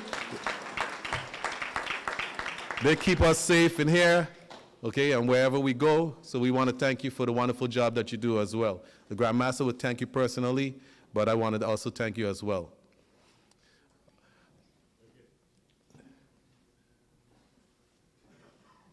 I think y'all met me already.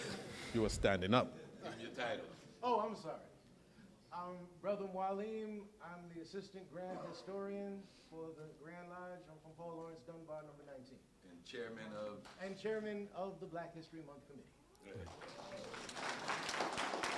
Right, Worshipful Naheem Garcia, Wilson Lodge number 28, Special Deputy to the Grand Master, Chairman to the Department of Youth Affairs, and I guess I'm co-chair of the Black History Month program. You could tell those people who are always on stage, right? Julian?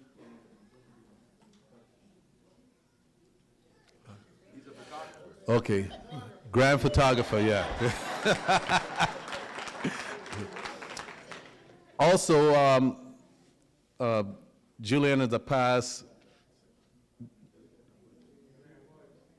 junior grand warden of this Most Worshipful Prince Hall Grand Lodge. Any other? Ricardo Anderson, past grand treasurer. Did I miss anyone? Brother Wally Williams, go ahead.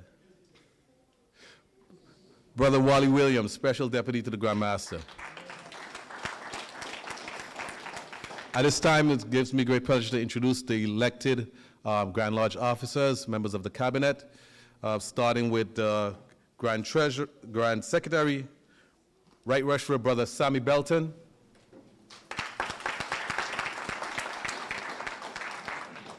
our grand treasurer, he doesn't want me to use his government name.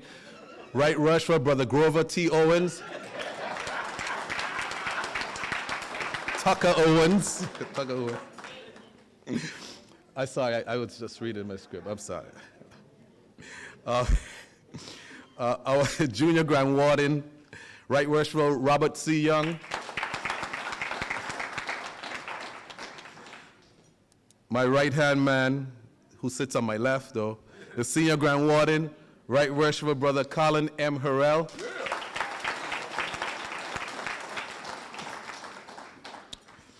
And now it gives me great pleasure to introduce to some and present to others the 71st Most Worshipful Grand Master of this Most Worshipful Prince Saul Grand Lodge. And please, everybody, I'm going to do his name right because he's going to mess my name up. So I want you to know his name, the Honorable Brother Yves R.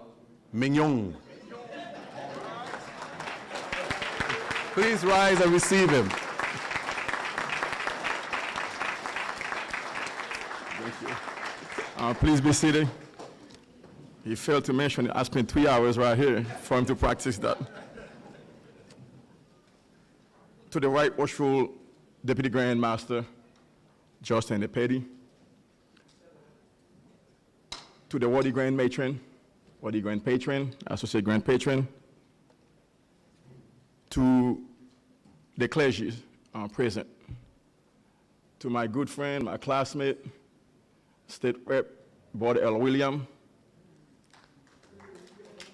To all dignitaries and brothers and sisters within the sound of my voice, good afternoon, good evening. Give me great pleasure this evening to stand before you. Before I get to the speech, and let me acknowledge the committee for a job well done.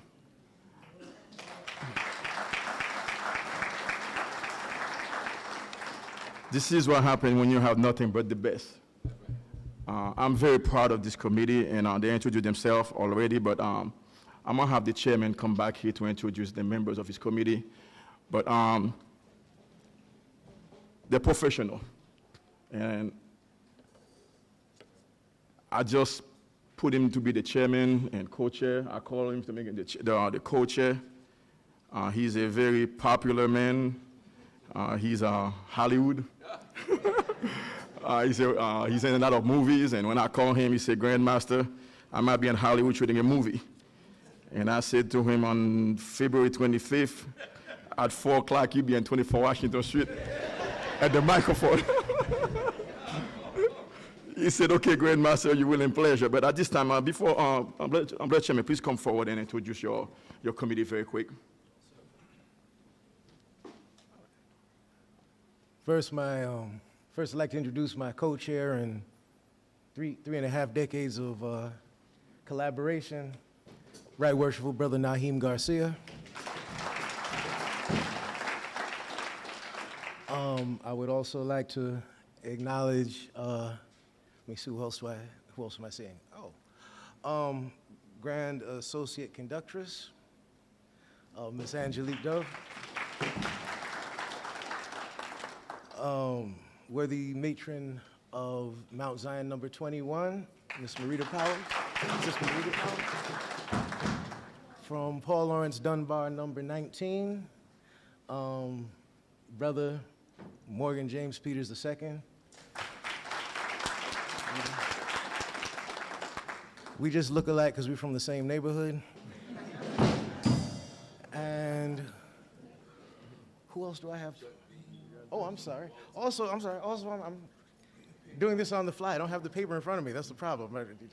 See what you did to me? No. Anyway, from Paul Lawrence Dunbar, newly raised Brother Walter Fry.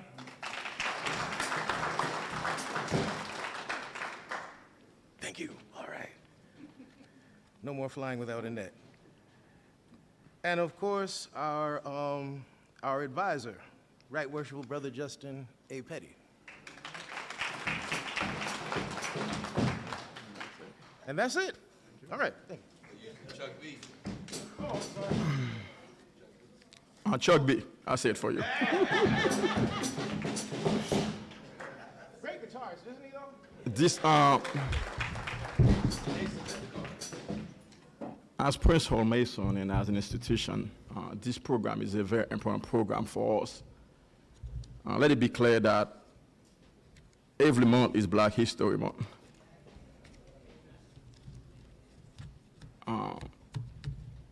I'm not gonna get into detail why we choose February to make it a February Black History Month.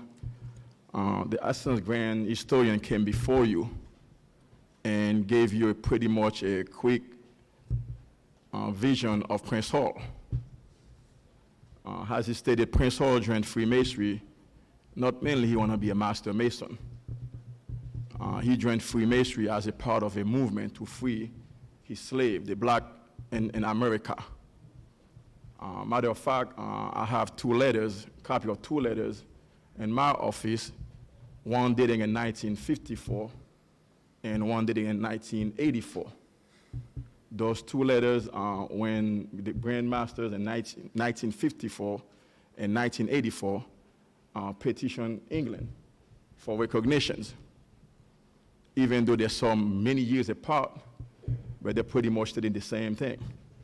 Stated, we gave you a charter for a lodge, not for a Prince Hall movement.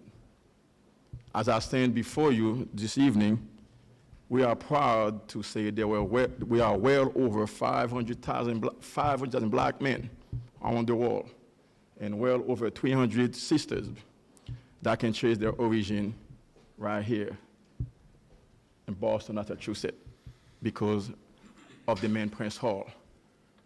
Unfortunately, our Black history is denied to us. 1775, the struggle is still on. Many years later, we are just in a modern time slavery. Let's not deny that a lot of progress has been made, but yet the struggle is still on. Right now, as you know, in Florida, we have a governor right now that's pretty much stated pretty much over his dead body for Black history be teaching in their school. And it's not just in Florida, it's pretty much all over. But we as Black in Prince Hall Mason, we know our history. We don't need anyone to teach us or tell us about our history. First, let me bring you greetings from my office as the 71st Worshipful Grand Master of this most Worshipful Prince Hall Grand Lodge. It's indeed an honor and pleasure for me, a privilege, as a young man from Haiti. Came to America since I was about 12, 13 years old. Don't ask me why I still have the accent. I don't know why. But Black American is not just America, it's the Black history. Because as we know, the difference between Haiti and Jamaica and Trinidad and America, the slave ship as it traveled, it dropped some of us in different parts for different reasons. Some of us because they were weak, some of them because they were, some of them, some with more money want some good slave. So that's the difference, we split all over. But it is to us, this generation, to make sure that our next generation, as we see early on perform in front of us, not only they know their legacy, be proud of it. Be very proud of your past. Nothing to be ashamed of.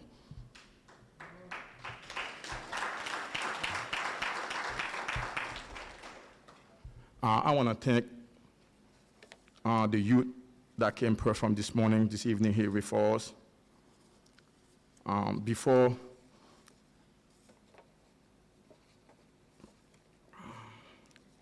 Origination, they're still here? They're left? Okay. I'll make a donation to the chairman to please make sure that they receive that. We have a love token for us. We also have Vernon C. Robinson. Would you please come forward, sir?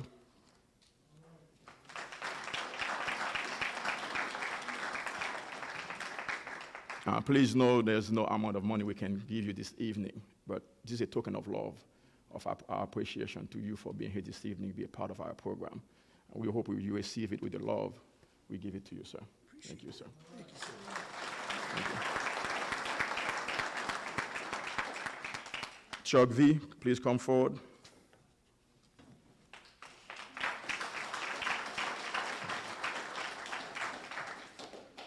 Again, sir, thank you for being here this evening, be a part of our program. This is a token of love from us to you. And I thank you again for being here. Thank you, sir.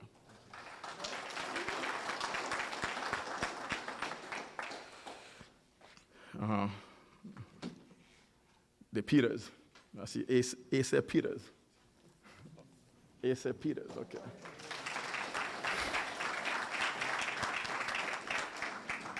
Very talented young man. Thank you, sir, for being part of our program. Please receive this token of love from us to you, sir. Thank you so much. Thank you. Yes. There's a reason I asked that last name. Yes.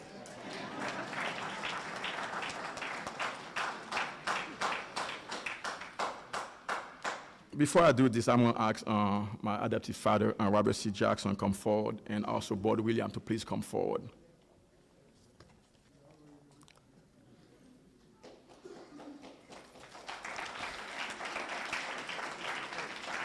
And I also would like the cabinet to please come forward, please.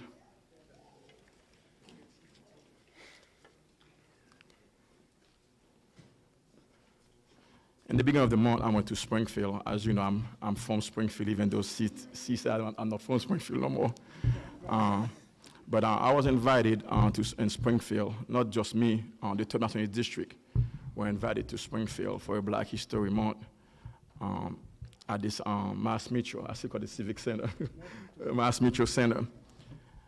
And as I was sitting there, I was very impressed with a young man. Went for in Springfield. A young man went up there and he made a presentation. And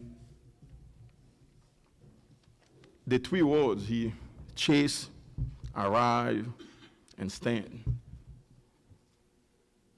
It was perfectly fitted for me at that time.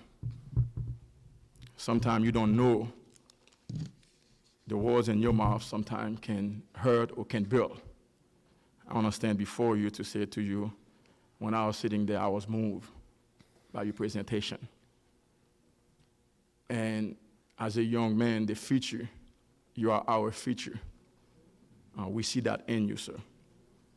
I would like for you and your mom and your dad to please come forward, please. All right, all right.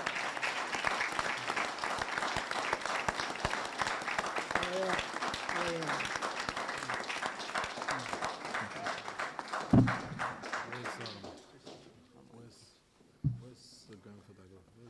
all right. He's back there. We have a real good photographer. That's a bootleg. This is the real one right there. just with that tweet phone in the morning, he'll send it to you on your cell phone. Let's take a picture of them.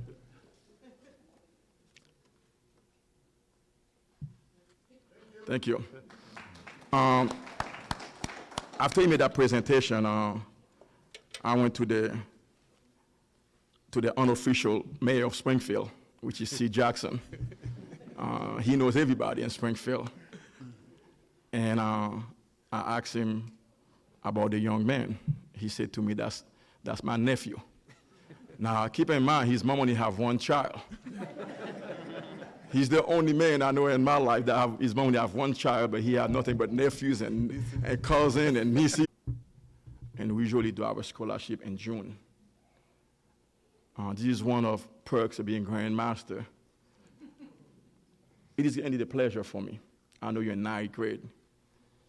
We want to give you a token towards your scholarship, sir, towards your education.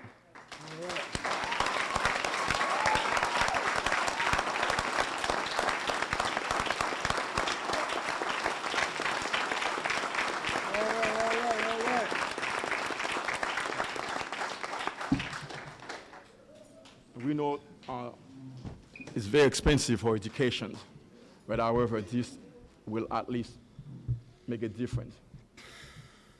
As an entity, this is what we're supposed to be doing. This is what we're doing. And we hope when you graduate high school, I won't be grandmaster no more. Hopefully my next grandmaster will listen to me. I'll make sure that you receive a scholarship to go to college again, sir. You can apply for it, and C. Jackson will let you know. But meanwhile, we hope to give you this, sir, and towards your future education. Thank you. All right, go ahead, Graham. That's all right, that's all right. And he got his whole family here. Yeah, this is the grandmother. The grandmothers. Yeah. They're all here, all from Springfield. Yeah. It takes a village. Yeah. It takes a village to raise comfort. The whole family comfort, please. All right, yeah. It takes a village. Definitely takes a village. Support. You got that? Good job, Graham. Thank you.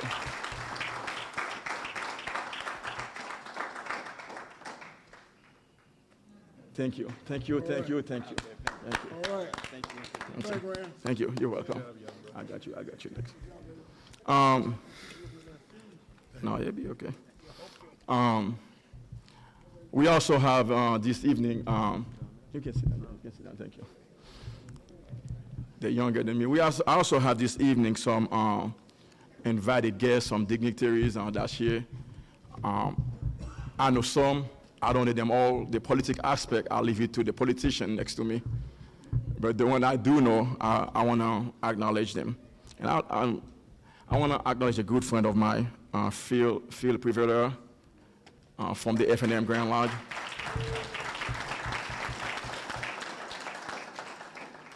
And I also want to acknowledge, one that when I first started coming at this Grand Lodge, I actually thought he was a member of Prince Hall. Always in our program, always supporting us. Snow or not, James Dufresne from Maine.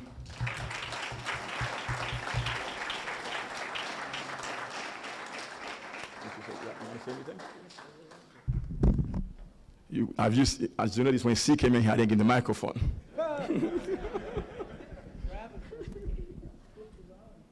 I have had the pleasure of coming to many of these programs and enjoyed them all. One of the things that the Grand didn't mention when he said that the recognition of Prince Hall by the Grand Lodge of England also opened up the chance for all the white lodges in the United States to recognize Prince Hall masonry.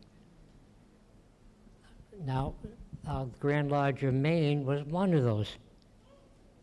And I was given the honor of being the grand representative from Maine to the Prince Hall Grand Lodge 20 years ago, maybe more, I don't know. But this is and what's so great about it is when I come down here, I am received with love and with care and with recognition. And I don't know how many Grand Masters I've seen. I'm going to say 74, but no, I'm not that old. Close to it. But I want to thank you very much, sir, for your recognition of me as Grand Representative from Maine. Thank you, sir. And I bring their recognition to you. Thank you. Thank you. At this time, I want to introduce to some, present to others, a very well-known activist in the Western Mass and throughout the state. He's also traveled with him, his wife, and I'll make sure when I say that, make sure you remember too. Dr. Williams here traveled from Springfield. It is indeed a pleasure to introduce him, and he'll do any presentation and bring greeting from his office. Thank you. Most Worshipful Grandmaster. I have to get used to that title. And we started in Masonry together. I know I look a lot younger than he does, but we started together. First, giving honor to God, Grand Lodge officers, and to this Black History Committee. Phenomenal, man. I mean, really phenomenal. And I said to my wife, I said, that looks like his son, and I wasn't quite sure, and then the other one was his son. I said, the apple don't fall too far from the tree, does it? Now, I know I got a job, I'm in and out. I told the Grand, he said, I said, people keep looking to the right of me over that table over there. The Baptist minister always told me, if you're the last thing between that and the food, you got a problem. I do have the pleasure of and the honor of recognizing all the elected officials who are not here, who are supposed to be here. But first of all, LaTonya Naylor, she is on the school committee. Stand up, LaTonya. In Springfield, that's her son and her husband, Reverend Naylor, and she's done a phenomenal job under the leadership of Bishop Naylor, which is his father. And I know that I'm looking for this Boston posse. They always tell me what a great work they do down here. I'm looking for them, and I will. And if I don't recognize them, they will certainly. I'll get a phone call tonight, and someone will say, "Hey, you was in Boston. You didn't mention my name." Before I do that, just some show. First of all, to Prince Hall and to this amazing organization and all the great work you have done since COVID-19 and before that. You really are the synergy of this Black community, and you have to realize and recognize that. And we have to step up, and we got to do the work. But you folks are amazing under your leadership. I want to thank you. But some of the shows we have stood on. When you talk about, the Gloria Foxes of the world and the Byron Russians and the Mel Kings and the Ray Jordans and the Ben Swans and Senator Owens and my dear friend Senator Wilkerson. As we fast forward, now Massachusetts is in a really good situation, and I call it the tale of two cities. You remember that novel, right? There was the best of times and it was the worst of times. Sometimes as I took my grandkids to the African American Museum on Wednesday over in Beacon Hill, and we sat there. If you have not gone and seen your history of Boston, you go over there. African American Museum over in Beacon Hill, and they document it from back 1700s all the way to now. You need to see it. I'm not going to repeat it. You need to see it. But certainly, we got work to do. We have work to do. When you think of the leaders of Prince Hall coming on down, they were very militant. And they would turn tables over to get the job done. Sometimes I think we've kind of regressed, we got a little sophisticated now, and we kind of like try to intellectualize with everything and talk our way in and out. Sometimes those folks don't understand that. They understand a good old in your face. So as we fast forward, and I have to recognize all those leaders from Boston, which would be Rep. China Tyler and Rep. Holmes and Senator Liz Miranda, Senator Lydia Edwards, and then the new kid on the block, Rep. Morrell. And to my dear friend, my political father here, Leslie Lewis, thank you for all your guidance and all you've done for this community way back. Oh no, Louis Elisa, I'm sorry. Louis Elisa. Going back to when he was an ambassador to Africa, boy, we were rolling. I used to carry his luggage sometimes to the airport. But we have amazing work. Now, I'm fortunate to be head of the Black and Latino Caucus the next 2 years. We have a couple of amazing committee assignments. Lydia Edwards is chair, Senate Chair of Housing. Senate Chair of Housing. And if you think about housing in Boston, we don't think of housing. We have a problem, and we have to recognize it. And people will say to me, Representative, if I could get out of Boston, I would. 100,000 people have left Boston over the last few years. They've gone. They can't afford to live in Boston, never mind Springfield. That's a problem. We have work to do, and the most impacted people are Black and brown people. We got work to do. And with that being said, Senator Liz is chair of the Racial Equity Committee on the Senate side. I'm the chair on the House side. So we got him in a crossfire. We're going to try to do our job. But you know, sometimes when you have these meetings, and by the way, we had a great first Women's Black Wellness on Beacon Hill, which I chaired. We had over 300 black women who came and told their story. They came and told their story about suicide and missing black women and missing boys. This is something we got to start talking to one another and doing some. And the only reason I'm taking this chance, I might not get this chance again. We have work to do, and I can't think of a better organization than Prince Hall to start. That you've been doing the job for years. We're going to need you. So with that being said, my wife, Dr. Gloria Williams, is traveling with me. Sue Bethia, who's the head of the Springfield Black COVID Coalition, which we mimicked Senator Wilkerson and you started Boston, we started Springfield. So we you know, I'm pretty smart. Ray Jordan always told me, don't try to recreate the wheel. Just go with it. So, and this amazing young man here, I really mean it. He's a tireless, hard-working individual and cares about all of us and has made the difference. Now, I know sooner or later we're going to have to do something with this property back here. Now, I've been going in Boston, we're going on 8 years, and we keep talking and talking and talking and talking. This something's got to be done because let me tell you, the vultures are all around. They want this property, whether you know it or not. This property has been on somebody's dartboard for years. And I've learned dealing with the colleges, what they do, they wait you out. They wait you out, and sooner or later, someone's going to be back there, and you're going to say, oh, what happened? This is real talk. So let's get our stuff together. Let's get that plan that we've been talking about since I've been on Beacon Hill, and long before that. We need to develop this property behind us, or whatever we're going to do, let's do it. We have people in place. The governor's made a verbal commitment, which I take her very seriously. But we need the plan. We have to have a plan. Let's get that plan. And I'm not preaching to the choir, I don't think.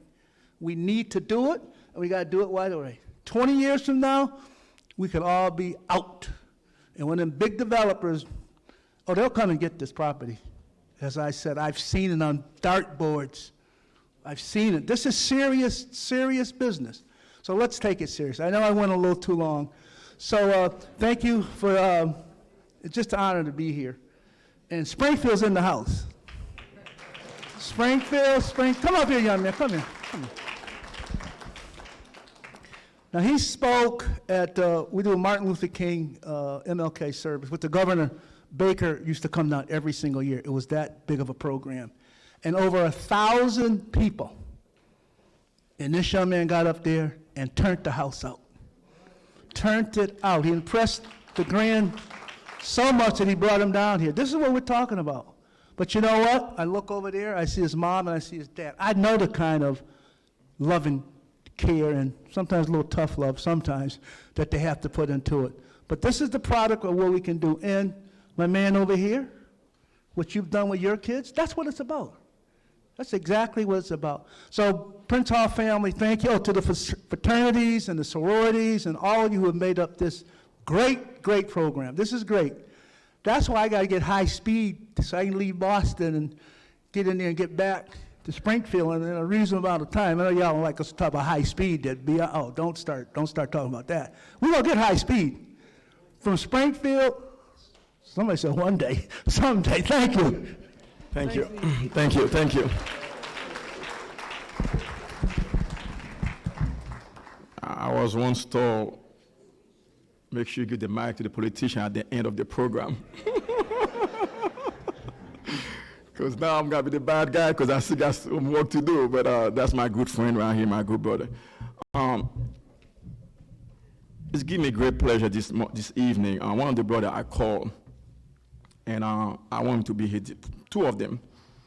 In fact, three of them. But two young men that impressed me throughout the years. The first one, we know him since he was about 11, 12 years old, maybe younger than that. I was fortunate enough when I was active in Springfield to be the president of our Patagonians. The Patagonians is our young black man group. Pretty much, I have 3 boys, and all 3 of them were part of that chapter. And we have some master masons that have their sons or their grandsons in there. And at that time, we had about like 13 or 14. And I would say that out of them, 10 of them, I'm still close contact with them. I have no choice. 3 of them I have no choice. They're my sons. They're my 3 boys. And they traveled, done great things. I mean, great things. And I'd invited him back in December to bring eulogy to our Grand Lodge of Soul.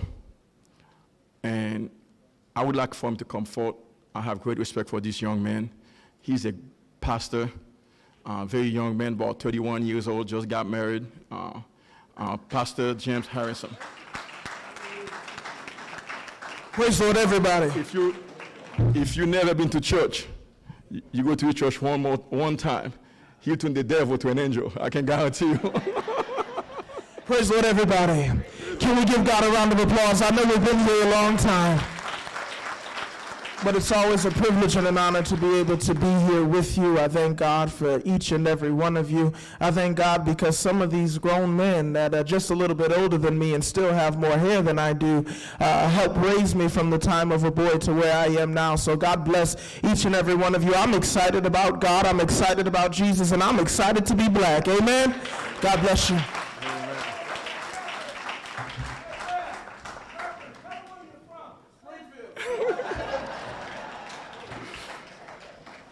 And the next young man, you know, out of respect for Malcolm and next young man, because not only we brothers, but we friends like that, for me to call him that. In August,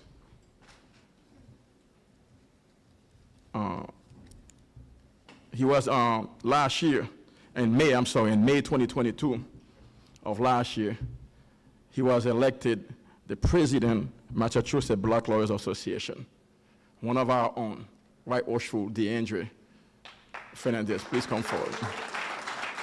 And I invite him this evening in his capacity as such. Thank you, sir. You have anything to say? Anything you want to say? Nothing I want to say. Unless you're in the courthouse, you have a lot to say in the courthouse. You know, I just echo the sentiments of the senator. Like, we have a lot of work to do. I just challenge everyone every day, all of us in this building. What did you come here to do? Right? Forget all these titles, all the pomps and circumstances. What are we doing to improve the community? Right? Talking about a lot of history in the town to 10th. That's us. Right? So we have a huge responsibility to pick this stuff up. Because I grew up listening to hearing about Martin Luther King and all of that. To me, that was a long time ago, but we're still living in that. Right? So my goal in being the president of the Mass Black Lawyers Association is to bring more events to the community, right? Because a lot of people who come through the organization, they're transplants, they're not from the city, they don't live in the city, all they know is downtown Boston, they don't know Black Boston. And I'm from Dorchester, Common Square, a couple of blocks up the road, right? So I thank the Grand too for allowing me to use this space to put on some of those programs, because when you have to go downtown, those buildings and those spaces cost a lot of money, right? So we're all in this together. I didn't prepare any remarks, but I'm a lawyer, so I know how to speak on my feet. But it's good seeing all you beautiful black and brown faces. Thank you. Thank you. Thank you, sir. I'm almost done, so I'll be out of your way in the food. This weekend, as I was prepared to write a speech for this occasion, even this morning, I had my laptop and I keep putting some words in there. But every time I keep reading it over and over again, I find myself pretty much repeating the same words from a speech that I wrote way before I was born. A speech that I wrote on August 28, 1963. And as I look at that speech, and I was gonna come in here pretty much read the whole speech to you and sign my name under it afterwards. But that speech is so popular, even though that speech was given 1963, it's still relevant on today, still relevant. Believe it or not, at 3:30 this evening, this is what happens when you have well-competent and qualified master mason in your circle. And this is what happens to when they like you. If they don't like you, they tell you no. I called this brother at 3:30 this evening, and I asked him to please come to recite my speech for me. And he said, Grant, I just got in from Syracuse, New York. But he said to me, give me a minute, I'll be there. And again, that speech wrote 1963. I would like to welcome in front of you my good friend, Right Worshipful Ron Holloway.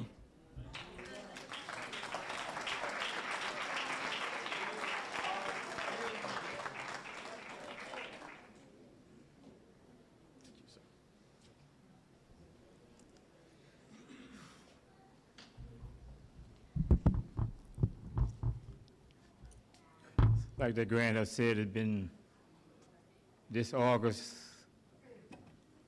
28th would be 60 years. 60 years. Mr. Martin Luther King made this I Have a Dream speech. So I know it's getting late. Y'all pray for me like I can land this plane. But 50 years ago, a great American in whose symbolic shadow we stand today, signed the Emancipation Proclamation. This momentous decree came as a great beacon light of hope to millions of Negro slaves who had been shared in the flames of withering injustice. It came as a joyous daybreak to end a long night of their captivity. But 100 years later, the Negro still is not free.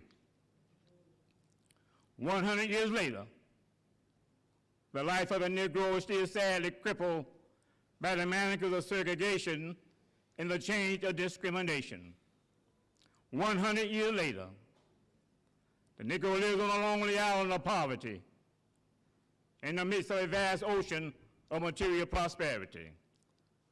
100 years later, the Negro still languishes in the corners of American society and finds himself in exile in his own land. So we have come here today to dramatize a shameful condition. In this sense, we have come to our nation's capital to cash a check. When the architects of our republic wrote the magnificent words of the Constitution and the Declaration of Independence, they were signing a promissory note to which every American was to fall heir.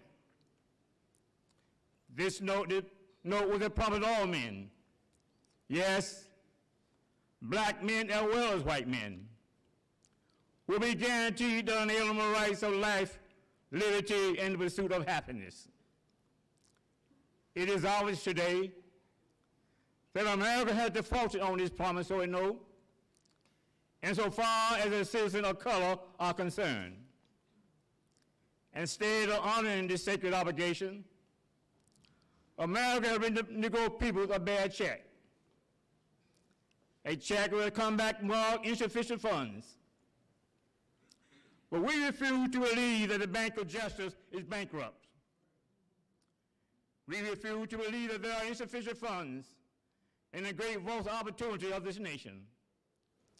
So we have come to cash this check, a check that will give us upon demand the riches of freedom and the security of justice.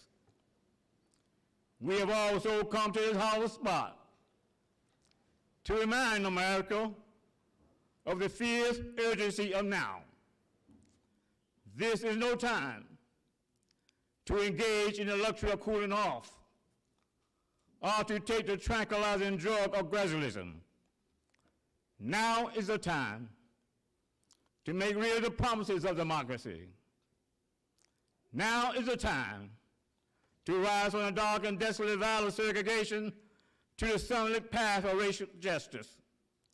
Now is the time to lift our nation from the quicksands of racial injustice to the solid rock of brotherhood. Now is the time to make real the promises of democracy. It will be fatal for the nation to overlook the urgency of the moment. This sweltering summer of the Negro legitimate discontent will not pass until there is an invigorating autumn of freedom and equality. 1963 is not an end, but a beginning. Those who hope that the Negro need to blow off steam and will now be content will have a rude awakening if the nation returns to business as usual. The whirlwinds of revolt will continue to shake the foundation of our nation until the bright day of justice emerges. But there is something that I must say to my people who stand on the long threshold leading to the palace of justice.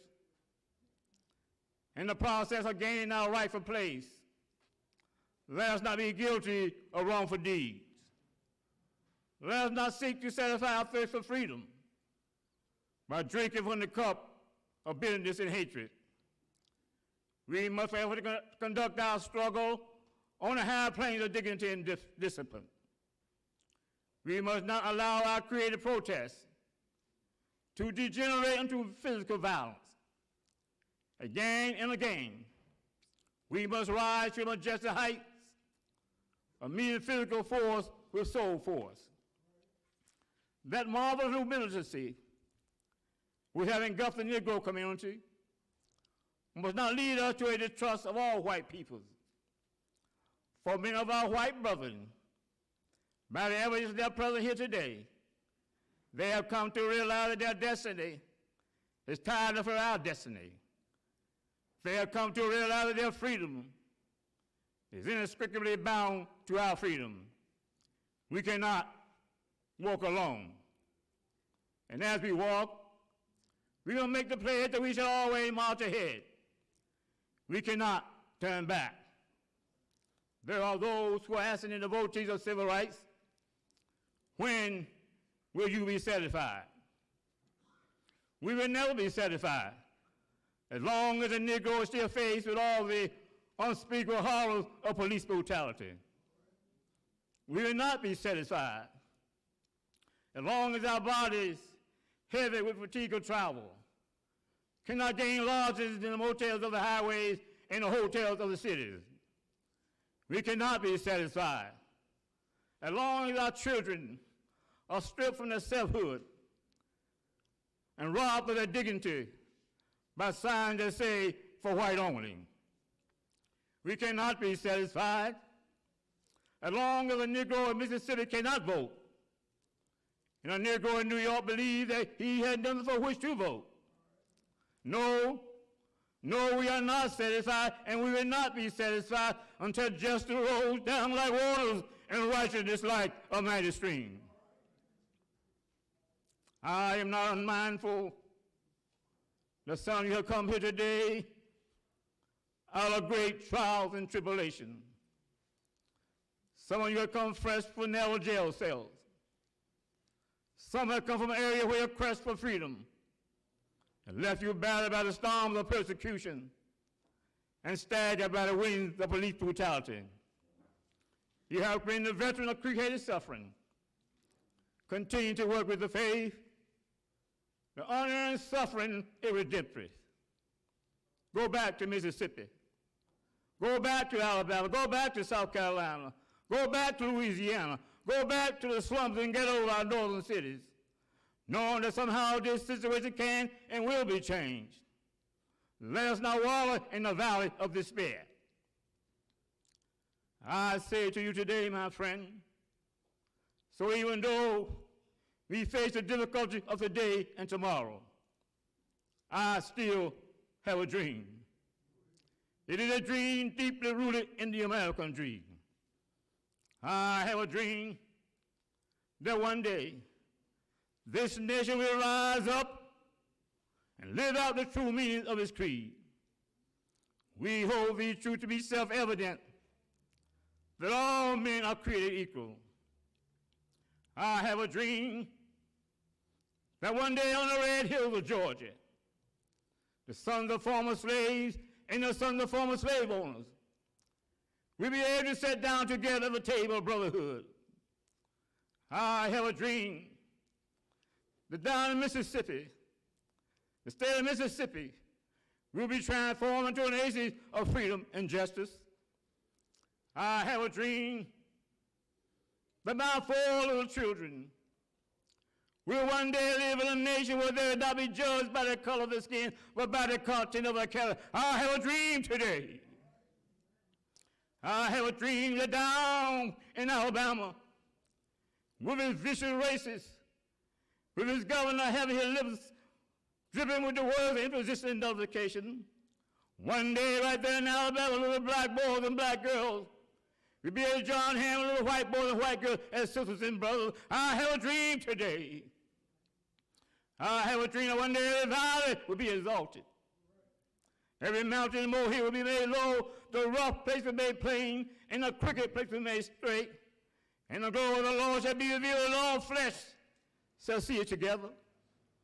This is our hope. And this is the faith that I go back to the South with. With this faith, we'll be able to hear up the mountain of despair a stone of hope. With this faith, we'll be able to transform the genuine discourse of our nation into a beautiful city of brotherhood. With this faith, we will be able to work together, struggle together, go to jail together, knowing that we will be free one day. This will be the day when all of God's children will be able to sing a new meaning. My country, 'tis of thee, sweet land of liberty of thee I sing, land where my fathers died, land of the pilgrim pride, from every mountainside, let freedom ring. And if America is to be a great nation, this must become true. So let freedom ring from the Dorchester hilltops of New Hampshire. Let freedom ring from the mountain mountains of New York. Let freedom ring from the hiking Alleghanies of Pennsylvania. Let freedom ring from the snow-capped Rockies of Colorado. Let freedom ring from the curvaceous slopes of California. But not only that, let freedom ring from the Stone Mountain of Georgia. Let freedom ring from the Lookout Mountain of Tennessee. Let freedom ring from every hill and more hill of Mississippi, from every mountainside.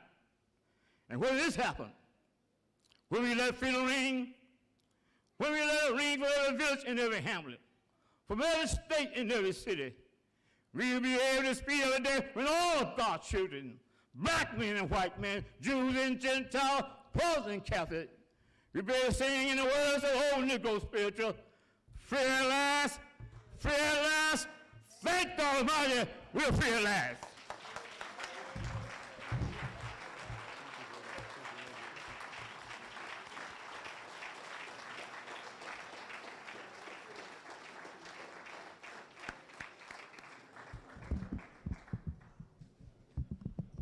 $160 years later, after that speech, 160 years later, sadly, the struggle is still on.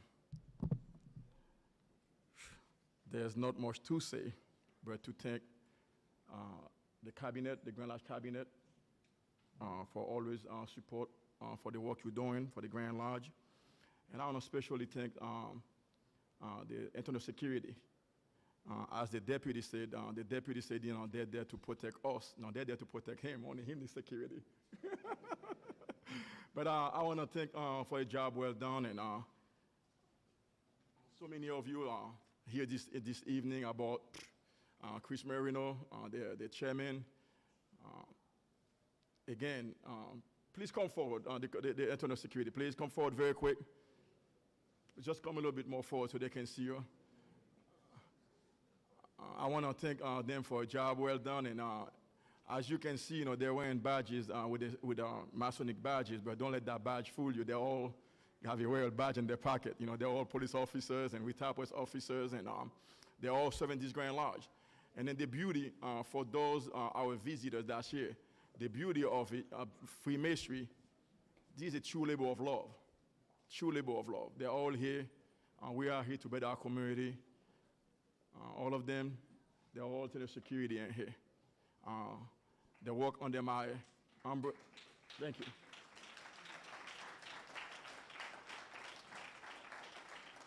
There's no one single time for me to call Chris and then let them know I need the security here. And for him, he only said, Grand, what time? That's the only thing he asked me, what time? And I want to thank you, sir, for your leadership. And I thank you, all of us, for being here. And then when we come to the Western Mass, he's my head security for Western Mass. Thank you. Oh, yeah, that's Springfield. Thank you very much. Thank you. Thank you. As I was introduced early on, as at the 70s, thank you. As I was introduced early on as the 71st Marshal Grand Master, Prince Hall being the first, it is indeed an honor and pleasure for me to have this evening with us our 68th Patron Grand Master, Frederick B. Sumner.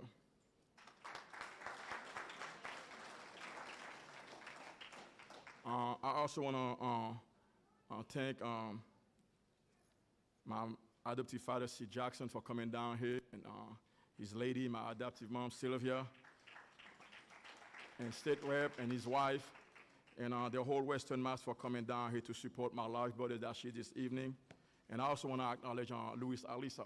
A lot of you might know of him. He's a pioneer in Boston, even though sometimes he gives me a headache, but he's a pioneer. I love him. He's a pioneer, and I want to let him know that I acknowledge him, and I respect the work he's doing in this Grand Lodge.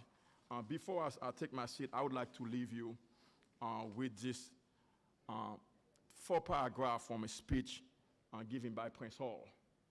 One of the speeches he gave in Cambridge to the crowd, and I would like to read the last few sentences or paragraph of his speech for you this evening. If thus, we by the grace of God, live up to this our profession, we may cheerfully go the rounds of the compass of this life, having lived accordingly to the plumb line of righteousness, the square of justice, the level of truth and sincerity. And then when we are come to the end of time, we may then bid farewell to that delight sun and moon, the other planets that move so beautiful around her in their orbit, and all things here below, and ascend to that new Jerusalem, where we shall not wander steppers, for God is the light therefore, where the wicked cease from troubling, and where the weary at rest. Thank you. God bless you.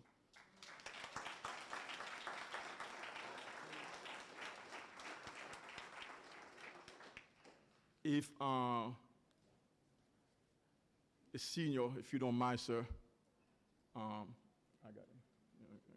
No, I got it. The senior, the junior, you heard from the junior. I'd like to hear from the senior. If you don't mind, sir, come forward and give us a closing benediction, and also bless the food for us that we have this evening. It will be an honor for us to do a closing for us. I would not be able to go home this evening if I don't acknowledge my lady for her support, Lisa Thomas.